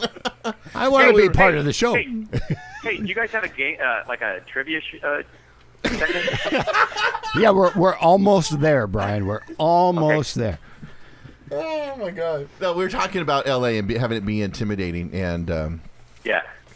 No. So we didn't change our show, and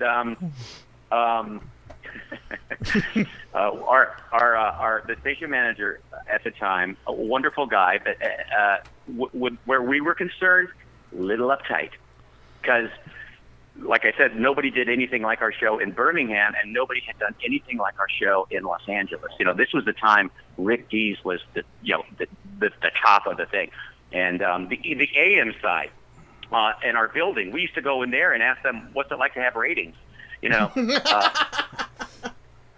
We always held true. We held true to ourselves and to the show, and not to prove a point. We weren't trying to prove anything to a point, where to say like our stuff is better than yours, and we're the best. And we weren't. We didn't think that way. We were just like, we know how to do this show. We know how to do our show. And if we were to try to change it, it would suck. We would be very, very, very bad at it. So I remember the manager kind of like, when dipped in chocolate, let's use that, because that was the day when he realized this maybe could work. When we did, he didn't fight it, but he was like, all right, I'll spend the money for the crane. I'll spend the money for the chocolate. I'll spend the money for the spend all this money. Okay, I'll do it. Well, I remember him standing out on the in front of the door of the station, where the fun zone was, the old building. Right. And as I'm walking by him to go wipe off the chocolate and clean the juju bees out of my butthole, they were all over. I mean, you'd imagine. Yeah. But he was standing there, and he was so excited. His head was kind of shaking, and he goes, "You can't buy this kind of publicity," because we had news stations there, like Channel 5, Channel 7, they were all there. And I was like, "You can't buy this. This is wonderful. This is wonderful." And at that moment, you're like, "Okay, this could work." Yeah. Oh my gosh. Well, you guys were the hottest thing to hit LA, I think, from, day one. You're able to knock the king of radio, Rick Dees, off within a year and a half or so. Early 90s, you and Mark then, basically the TV show comes along. How tough was it for you to do both the radio show and the television show? Another great question. I will say to you this, and this may have been a fault of mine, but I give loyalty where loyalty is due. I'm a very loyal guy. I attribute that to probably my parents. And I was loyal to the radio show maybe more than I wanted to be, or that I should have been, but that was always my first concern. Mm-hmm. And here we have this nationwide primetime television show, which I gave it, we gave it our all. We really did. It was just I was very proud of it. But also I kept in mind that the radio and the listeners of our show in Los Angeles, you guys, were the reason we got a chance to do this television show. And so I always kept that in mind. And looking back on the show, I remember I didn't realize it then because I'd never heard the term, maybe no one else did either, reality show. But it was the first 10 years too early, maybe, but it was the first reality show on network television of its time. And so Kim Kardashian can, suck my butt. She probably would, and rightfully so. Yeah.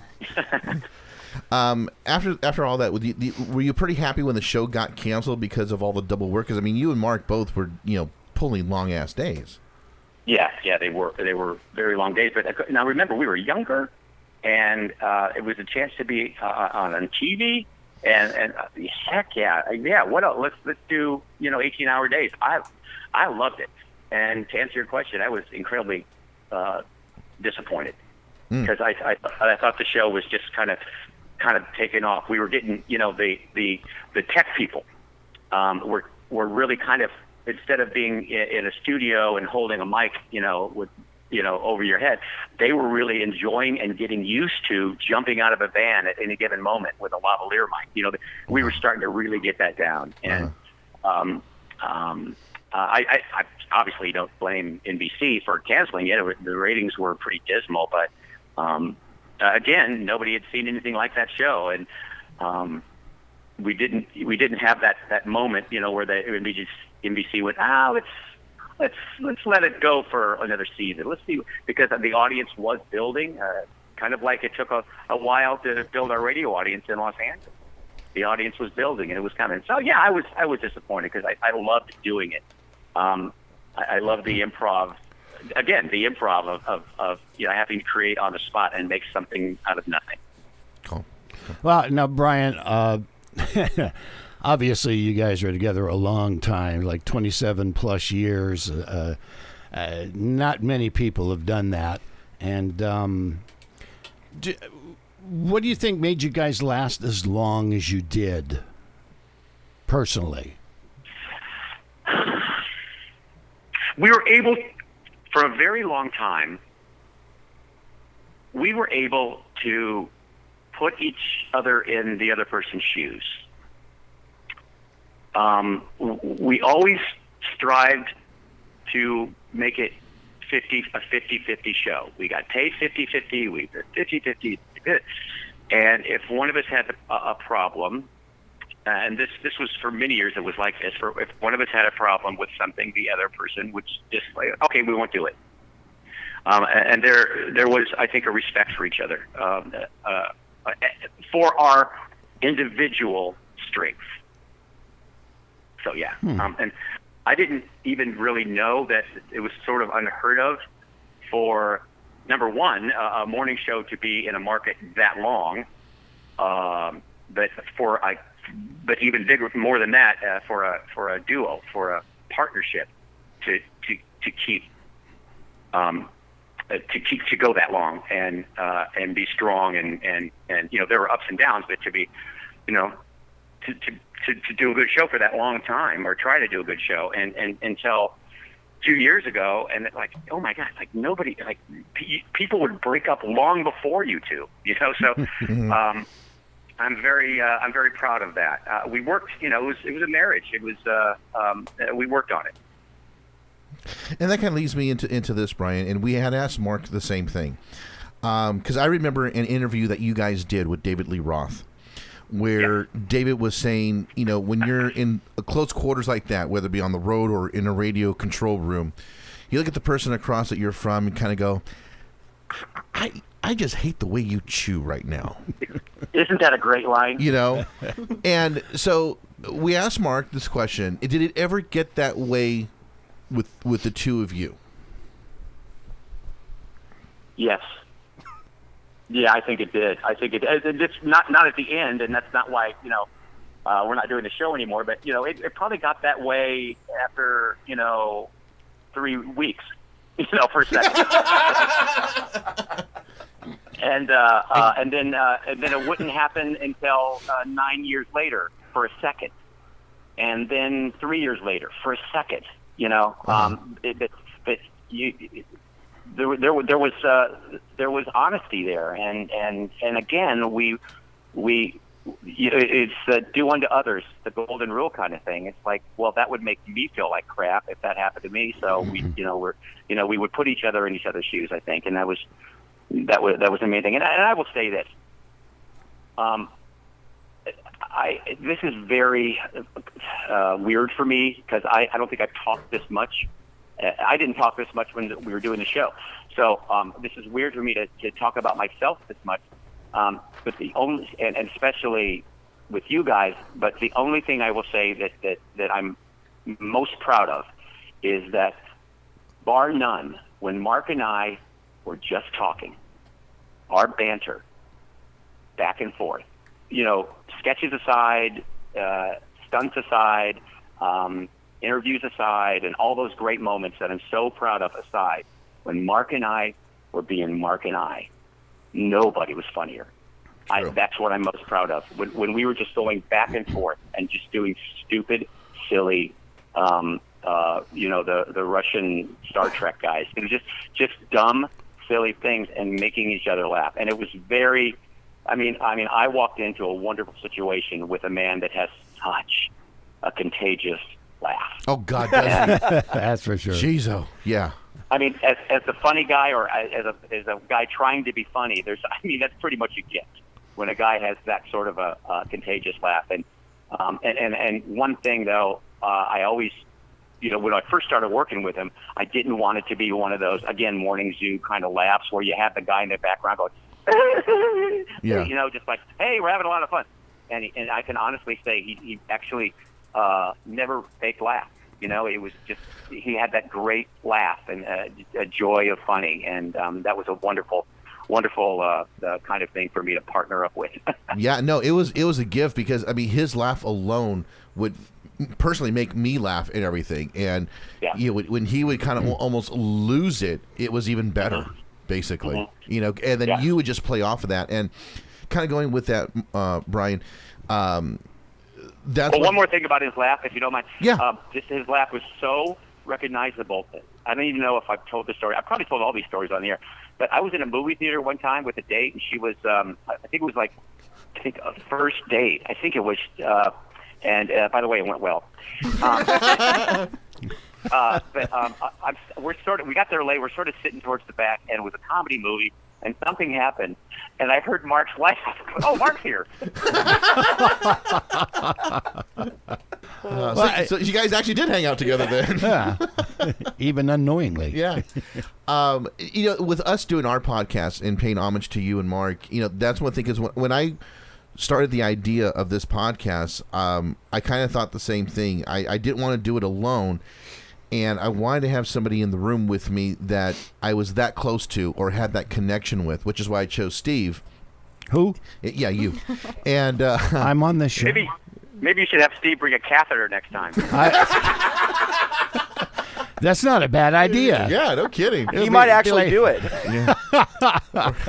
Or at least a Coke bottle. Yeah. Well, it'd have to be wide mouth. Yeah, exactly.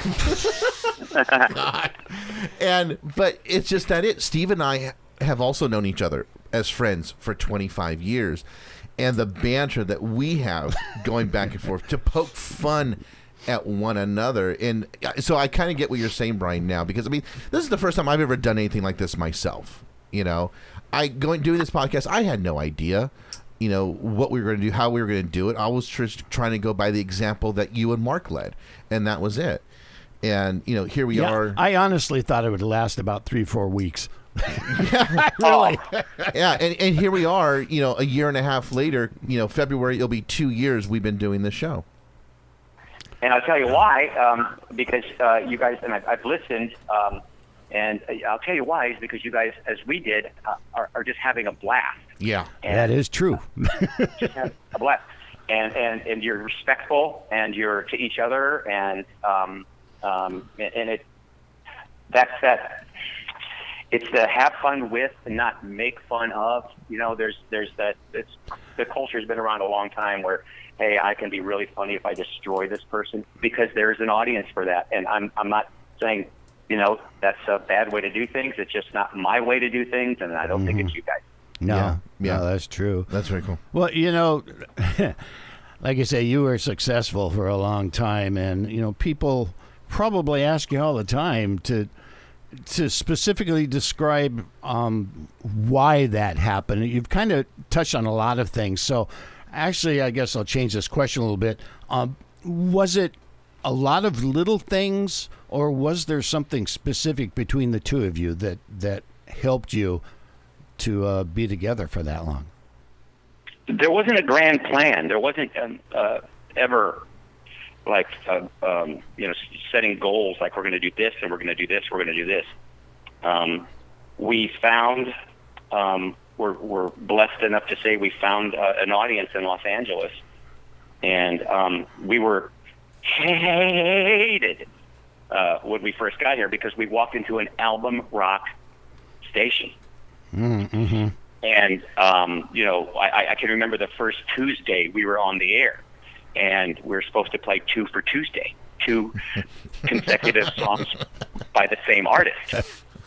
And we played 1. And I'd heard enough of that artist. I wanted to do some comedy. So we just went in. We started, bantering or doing our thing or doing a sketch or something. And Nurse Susan runs in and goes, "You're supposed to play another Led Zeppelin song!" Oh, no. As supportive and wonderful as our listeners became, these were we were performing, or we were doing a show that first 6 to 8 months. We were doing a show to rock and roll fans, and they couldn't take it. They couldn't stand it. And remember, we replaced a god. Because Rita was the interim morning show. She was just playing rock and roll DJing and doing her genius, in between record stuff. And she is a goddess, I guess. And we replaced her. So yeah, we weren't well liked when we first started. Wow. Did I answer your question? I forgot. Yeah, I think yeah. How come Phoebe's not asking anything? Phoebe is out for the day. Today she has her bridal shower because she's getting married on December 1st. So what? Thank you. Yes, I hope she's listening. Priorities, Phoebe, priorities. That's it. Okay. All right, this next question is like I've got notes all over here. I'm trying to figure it out. Decipher them. Yeah. Okay.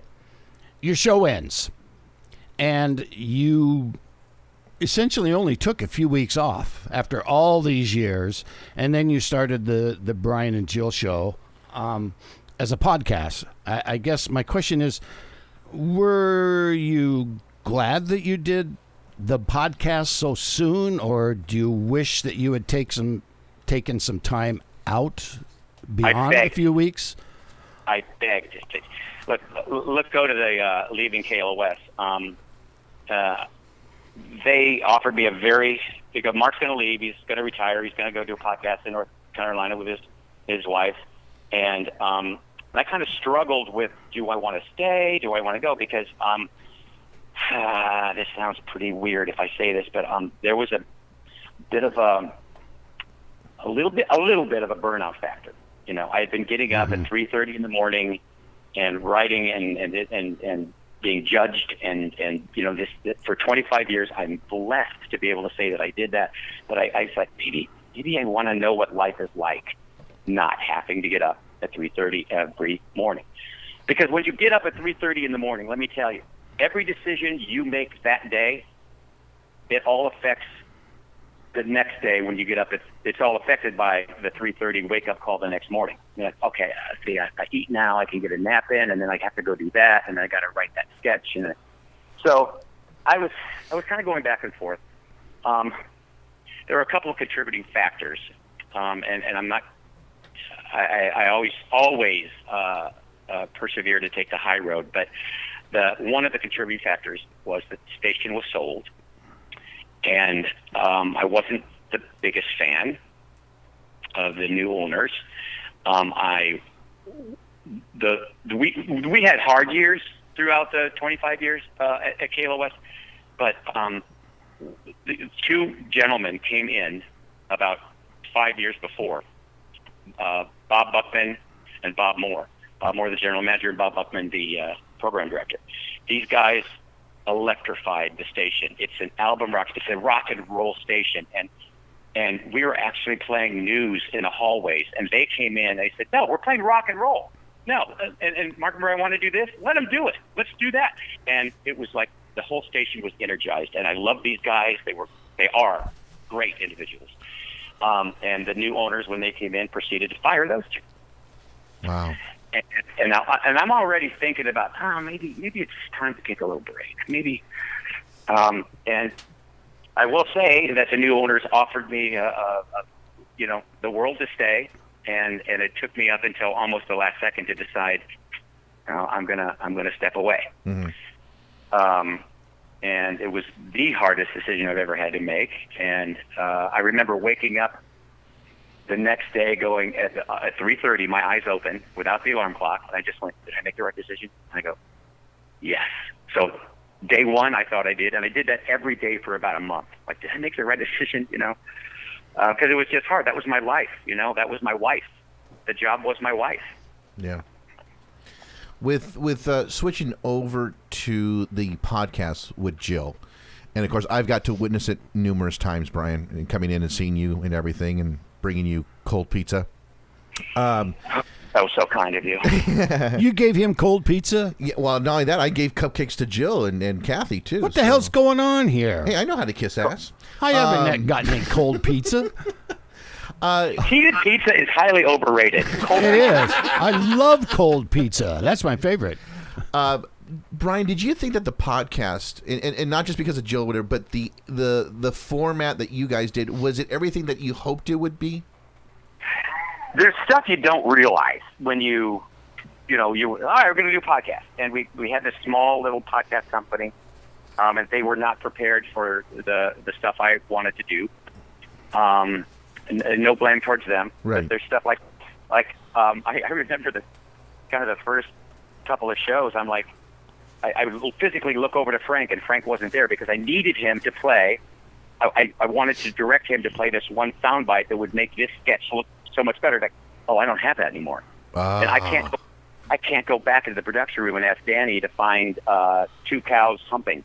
Give me a sound effect. I need that right. I need that 5 minutes. Right.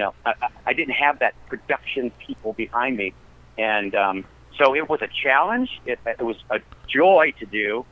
Jill and I have always wanted to do something, work together, and talking about jumping in, not knowing what you're doing. Jill had never done anything like this before, and you could listen to that podcast, and you can tell from the first day to the third day the improvement and the fun, and by the end there's that. And I'll tell you one thing: she is the best, and Mark is a great interviewer. I get my things in and I'll ask my questions, but Mark was a great interview, but Jill is the best interviewer I've ever. I mean, she was brilliant at that, and it was a joy to work with her, to see her every 5 days a week. It was fantastic. Yeah, no, it was, and I could tell too that just the growth of it and everything, and how well even. I think the two of you worked together, but of course you also had a friendship with her prior that was 20 plus years as well too. So I think that helped out quite a bit. Yeah, when I finally told Sean, I'll do the podcast. What the hell? I'm not doing anything else. He handed me like half a dozen CDs, and it was all Brian and Jill shows. I'm like, oh my God, I got to listen to all this.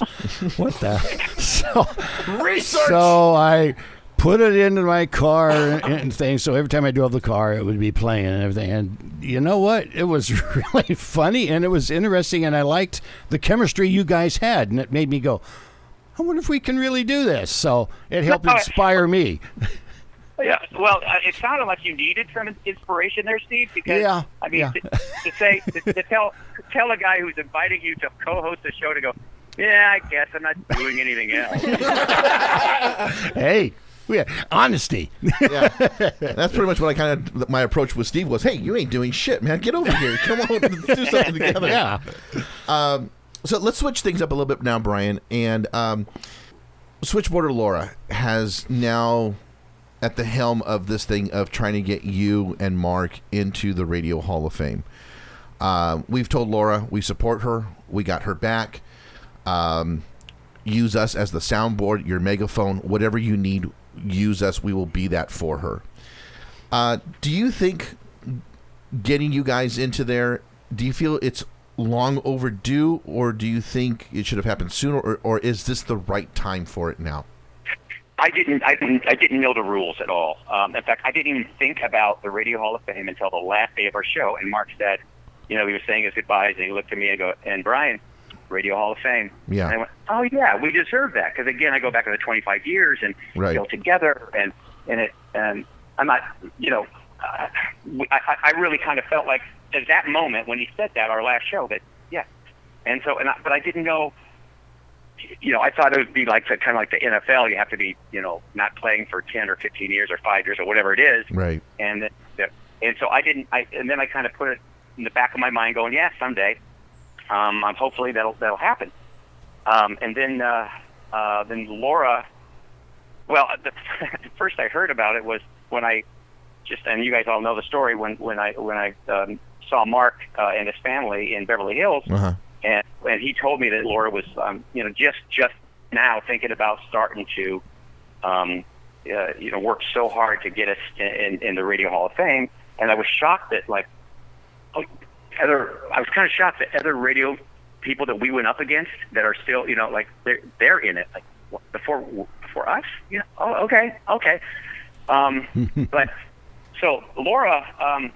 I have to say this. Well, first of all, you guys, when she was on your show, I listened to that show, and you guys were so respectful to this very lovely, very amazing heart of a human being. She is doing this all on her own time. She's working very, very hard. She is dealing with rabid Mark and Brian fans, and sometimes that's not fun.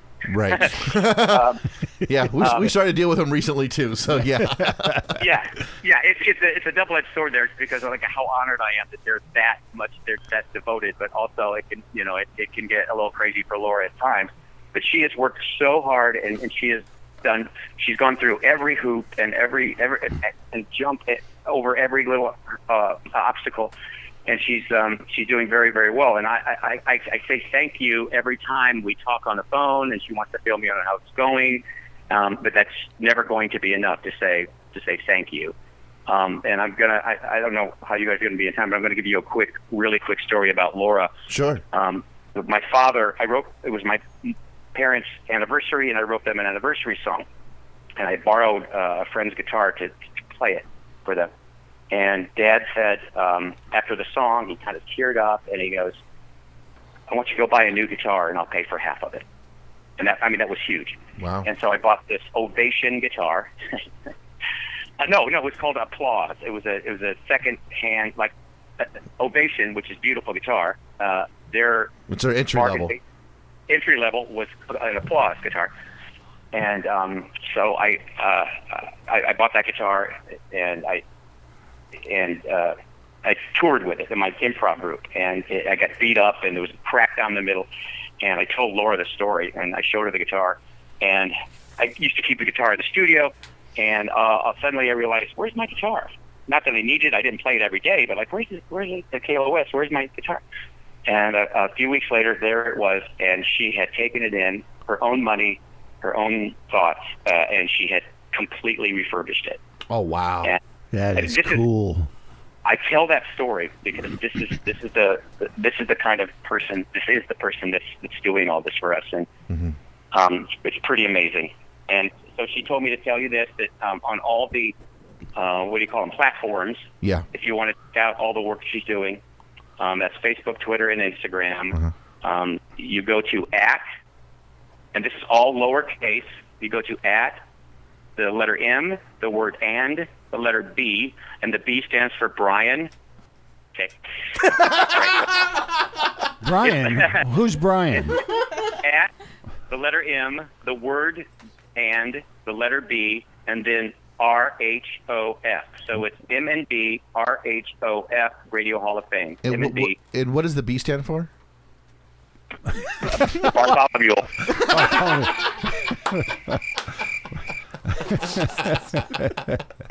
Sorry. So yeah, I knew nothing about this, and I don't know. I don't know 98% of the stuff that she's been so diligently working on. As far as I don't know how she's doing it, but she's talked to the head of the Radio Hall of Fame. She talked to that, and she's following all the rules and jumping through all the hoops to get this done. And you guys were so kind to her, and I appreciate you being so respectful to her. Absolutely, Brian. I mean, look, we and I think Steve and I, as basically the two older guys in the room, and as well as Zach too. Who's older? Who've listened almost from day one. There's so much respect, and of course, the time that I've got to spend with you personally, with you and Jill and everything. I know how you are and everything. I don't think there's a team that is more deserving than you guys. And when I saw who was in also the Radio Hall of Fame, I kind of got a little bit pissed myself going, well, wait a minute, why haven't Mark and Brian got in yet? You know, these other teams have gotten on, or this person or that person. So I personally, I think this is well overdue. And like I said, what Laura's doing, whatever we can do, we are here to help because of the love that we have for you. And that is very much appreciated, and I thank you so much. And I will go back to something that we were talking about when Rick Deasley came to town, and Rick Dees was the hottest thing, and he should have been. He's an incredibly talented and hardworking dude. But we always said, look, there's a big enough piece of pie for everybody. Oh yeah. And and what we never had the mentality is we want to destroy these guys. Yeah, that wasn't us. And if we tried to be that, because it became quite popular to be that, if we tried, we would suck at it. We would just be horrible. It wouldn't be us, and it wouldn't be the show. So we always were kind of supportive of Rick and whoever else was going on. But Yeah, well, I have to say that you guys are great. Rick Dees had those weekend warm-ups. And I went to a couple of those, and I tell you right now, it was like going to a Caligula party almost.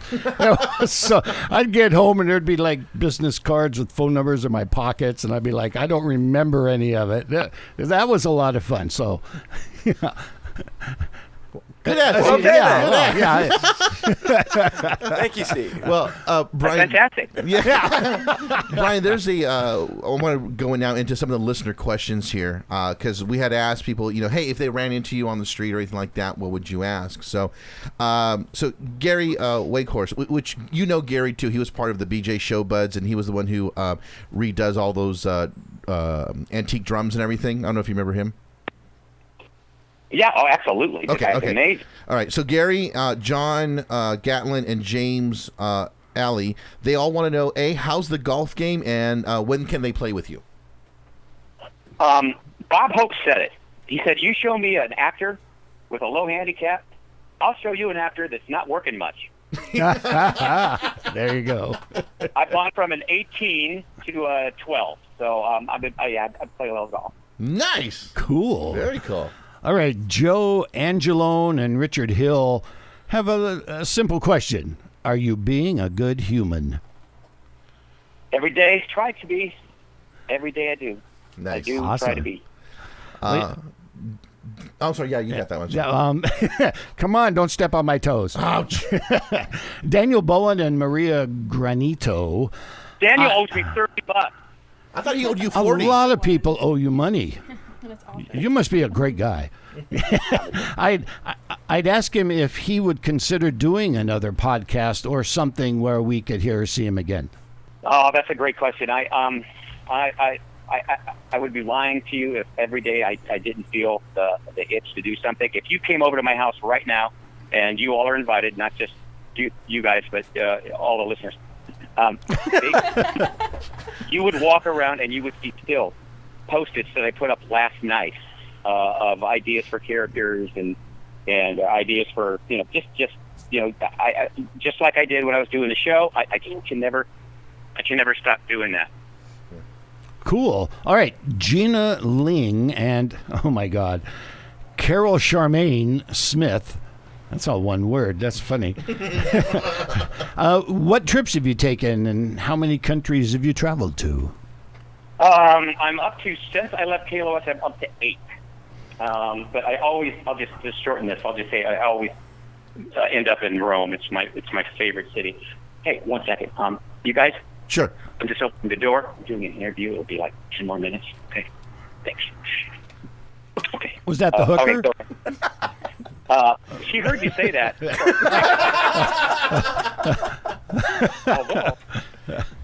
No.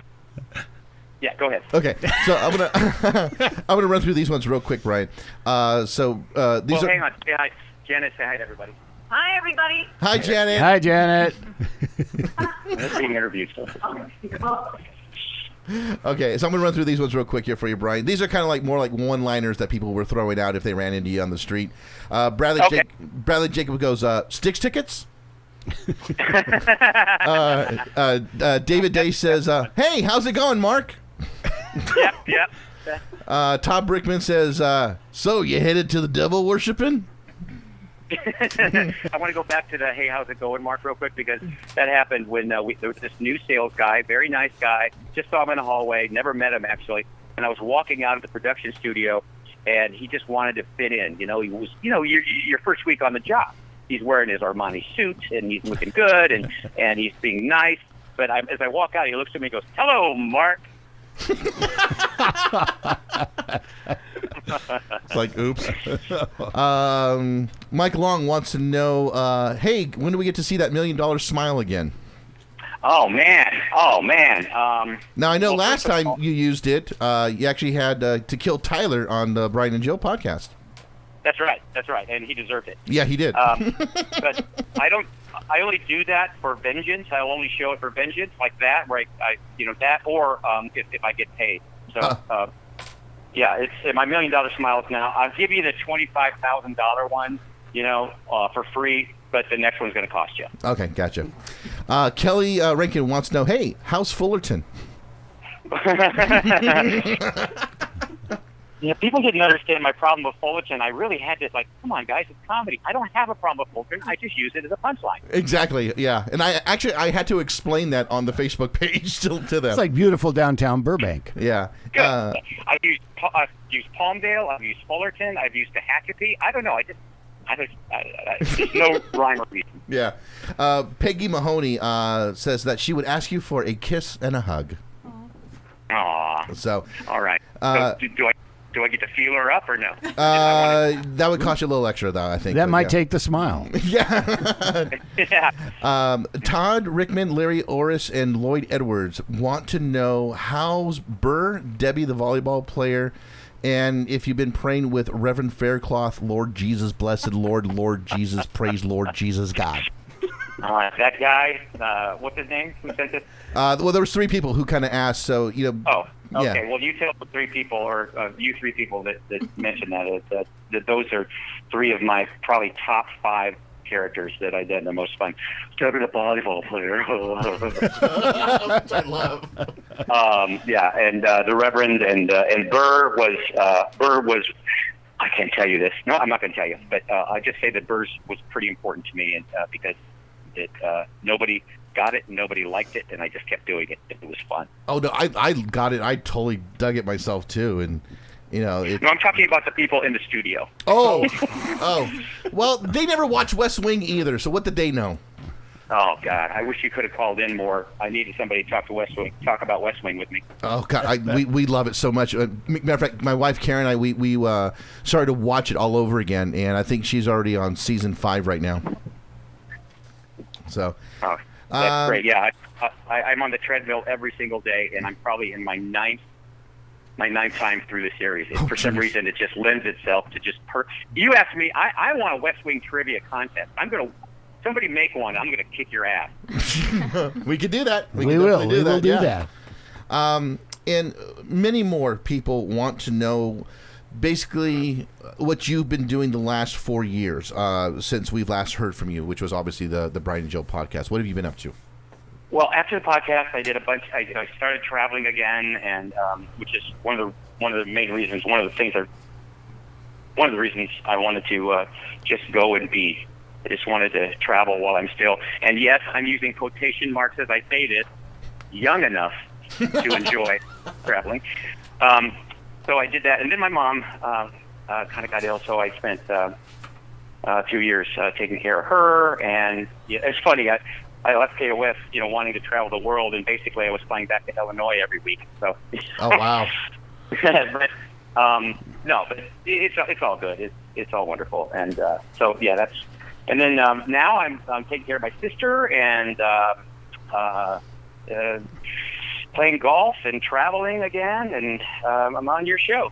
Cool. We're really glad of that. Yeah, exactly. Well, Brian. Yeah, you say that. Well, Brian, now comes your favorite part of the show. All right. Crank that theme. And now, ladies and gentlemen, boys and girls, children of all ages, it's time for Quiz Me, Quiz You.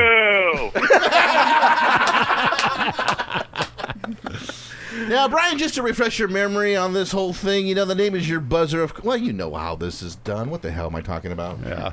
I invented it, butthole. Now we'll find out what that B is for. Alrighty, and so we've got, who's doing the first five? I'll do the first All five. right, so Genesis is doing the first five. She's our assistant producer. I'm sorry, who's the woman? Genesis. That's your cue. Genesis? Yeah, Genesis is her name. Genesis? Yes.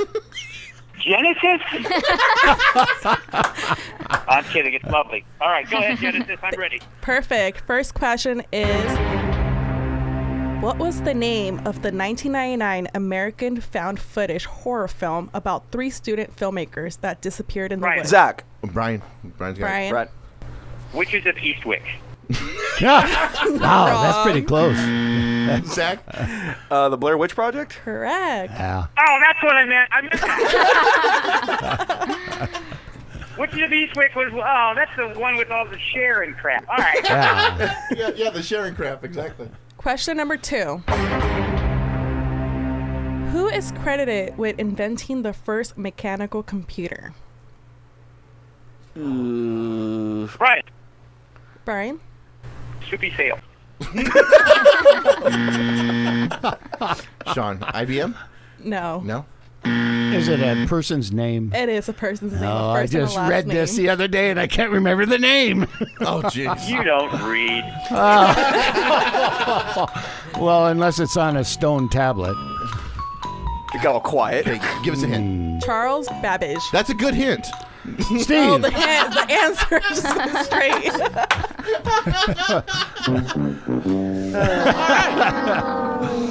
Oh, boy. Question number 3. That was a budget. The phrase "let them eat cake" is commonly attributed to whom? Steve. Brian. Steve. Marie Antoinette. No. Correct. Excuse me. I got you, I Brian. swear I said my name first. There must have been a delay. Yeah. Question number 4. He's back, listener. What 4 states of matter are observable in everyday life? Oh, great. Or what? What 4 states of matter are observable in everyday life? Brian. Brian? I don't know. Sean. Sean? Solid, Oh. liquid, gas, And quiche. Oh, I ain't eating that no matter what people say. solid, liquid, gas. I can only think of those 3. And plasma. Oh, plasma. Plasma. Oh, plasma. Plasma. That's the Yeah, we all plasma. seem incredibly intrigued by those answers. Yeah. Hey, I got 3. He did. Question number 5. Who is the voice of SpongeBob Zach. SquarePants? Zach. That would be Mr. Tom Kenny. Correct. That's right, I did it. Okay. Hey, do you guys do a trivia game of any kind? We've tried to do it in the past, and it just doesn't work very well. I see. All right. I think we have a listener caller, Brian, on the phone right now. Hi, Brian. How are you? Okay, then. Oh, I thought we were asking a question. Sorry. So now Brittany's up. Okay. Say hi, Brian. Hi, Brian. Hi, Brittany. Hi. Brittany? Yes, Brittany. Yeah. Brittany? Brittany. Question 6. Which famous American musician was fatally shot by his father on Brian. Oh, Brian. Oh, I know too. Oh, you said by his brother? No, by his father. Father. Oh, by his father. Oh, yeah, that was Marvin Gaye. Yep. Yes. What's going on? Yeah. Good job, Brian. Like Good Yeah. job. Anybody keeping track of the scores yet? Or I just Yeah, I'm ahead. Yeah. Brian's winning. Brian's Okay. winning. Do I the got- tally mark. Come on, Brian. I got 2. Okay. He got, I don't know. Oh, that was too late. Question number 7. Get it on. Question number 7. Get it on. Question 7? Are we doing that? Yeah. again? No, Question you're right. 7. Yeah, I'll do it again. That comes after 6. Yeah. Well-oiled machine. Which is the most widely spoken language in the world? Brian, Brian. Brian? Spanish. No. Sean. Sean. Mandarin. Oh. Yes. Oh, Mandarin, yeah. Mandarin Chinese. Woo! Got one. Lest anyone think the answer was English.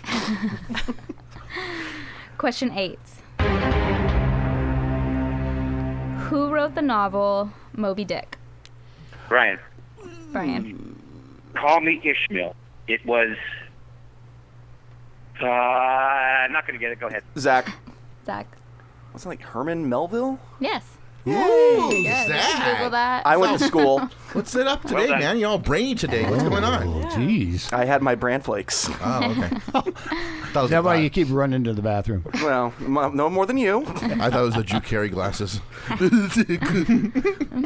Question 9. This is fun.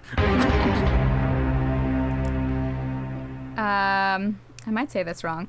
Valletta is the capital of what Mediterranean country? Oh, jeez. What's the name of it? Valletta. Valletta.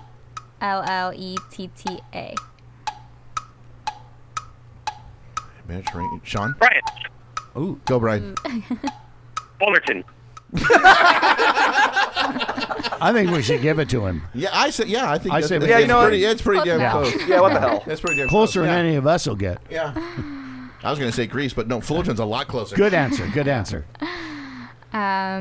Question 10. The art of paper folding is known as what? Steve. Brian. Steve. Origami. No. Again, I can't get her. Correct. Okay, you know I what? seriously Maybe Brian wins. we should use the landline next time, Brian. You know, I'm going to come in there next time. Yeah. Yeah, you better. Yeah. One of the West Wing trivia. hey, you know, actually, I got an idea. Sticking to the content of the show with these games, how about we do 10 more real quick, since I have some right in front of me. Well, I think Brian's got to Well, go. Oh, do we you want it, can, Brian? or we can save them because my date is she's sitting out in the backyard Yeah. now, and she's looking at me. Yeah. You cool with it? Oh, yeah, Okay. I'll save it for All right. next time. Yeah, we'll save it for next time, Brian. Yeah, you got to go. I do have to pee again, Brian, so it's good that he ended right now. Dude, you got to have that checked. I should, yeah. Wow. Brian, I can't thank you so much for coming on. For us, we feel this is a little bit long overdue, and we definitely want you in the room next time. Well, it'll be fun. We'll do we'll do a miniature theater or something when I come in. That'd be and look, awesome.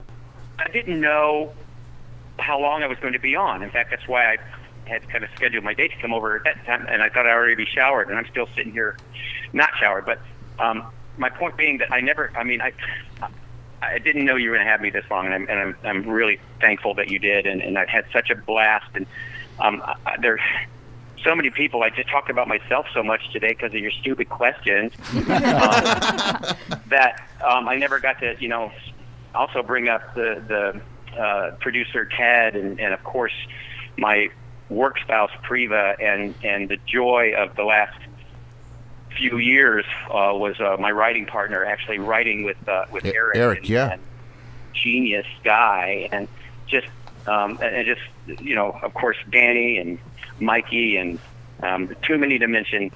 But I just want you to know that I wouldn't be here talking to you if it weren't for those people, those exquisite people. Well, it kind of goes around in full circle, Brian, because without you and Mark, all of us in this room would not be here also because of you. Well, that's true because you're basically copying our show. Yeah, exactly. We can plagiarize the hell out of it. How we doing? Oh, but thank you guys. Thanks for having me on, and definitely I'd love to come in and sit in with you, and we'll have a blast. Absolutely. Looking forward to And I know it. a lot of people want to hear it one more time, Brian, so can you give us your famous send-off? Sure. Shulamakap Shetoburande. No, as always. I have as tears always, in my eyes. as always, be good humans, and we'll talk to you soon. Thank you so much, Brian. You take care, buddy. Thanks, Brian. Thanks, Brian. Bye. Bye. Bye. Well, there it was. Well, there you go.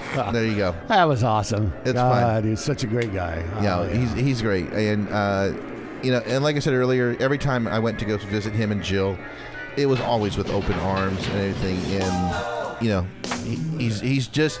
Here's the quick thing. With Brian and people in radio, you wonder how are they really? Is it just a personality or how are they different behind the scenes? When my wife and I met Brian and ran into him at the strip club in Vegas, what you heard on the air is what you got. That's exactly how he is, and what we heard today, that's him, hands down. And that's what made me fall in love with him even more. So, and so, Brian, thank you so much, buddy. Hope you have fun on your date.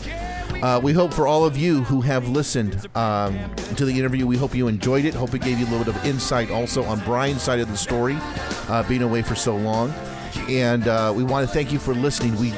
All of us here in the room, Zach, Genesis, Brittany, Steve, myself, we hope that you join us next week also and enjoy our show and how we pay homage to the two men that we love. Don't forget, M&LStudios. Please follow it on Twitter, Instagram, and also Facebook. And do not vote until November. That is very, very important. Do not vote until November. All right, our show's website is yourweeklydose.com. Facebook page, Your Weekly Dose. Twitter and Instagram at Your Weekly Dose, the number 1. And if you want to follow me, Steve, on Twitter for my weekly tweet, at SilvaLining69. And if you want to follow me, Sean, on Facebook, Twitter, and Instagram, I made it simple for everybody because we're all stupid, replaceable listeners. It's simply Sean Roberts, HC. And Genesis, if you want to follow me on Instagram, I am Luna the Virgo. On Twitter, I am Luna the Genesis. Say hi. There you go. And if you want to follow me, Brittany, on Instagram, it's BrittanyMellard, like the duck. Like the duck. I didn't make my name easy. You know what? I never plug myself. I'm going to plug myself. Plug yourself. Instagram at ZTEIGEN. That's ZTeigen. ZTEIGEN on Instagram. Ooh, while he was talking, he actually was plugging himself. Wow, yeah, hey, that's awesome. I was. How about I didn't that? know you could bend that way. Don't tell anyone. Alrighty, guys, we will catch you next week. Again, thank you for all of the listeners who joined us today. And again, we hope that you catch us next week also. We're live every Saturday morning, 10 a.m. Here, so we hope we'll see you next week. Go out, have a beautiful weekend. Looks like it is going to be a nice day here in Southern California. No more wind? No more wind, no more nothing, no more rain. allergies. For now. So, Hot, actually. yeah. More fall, summer. So go out and have some fun. We'll see you guys. Take care. Have a great Bye-bye. Goodbye, world. Bye-bye.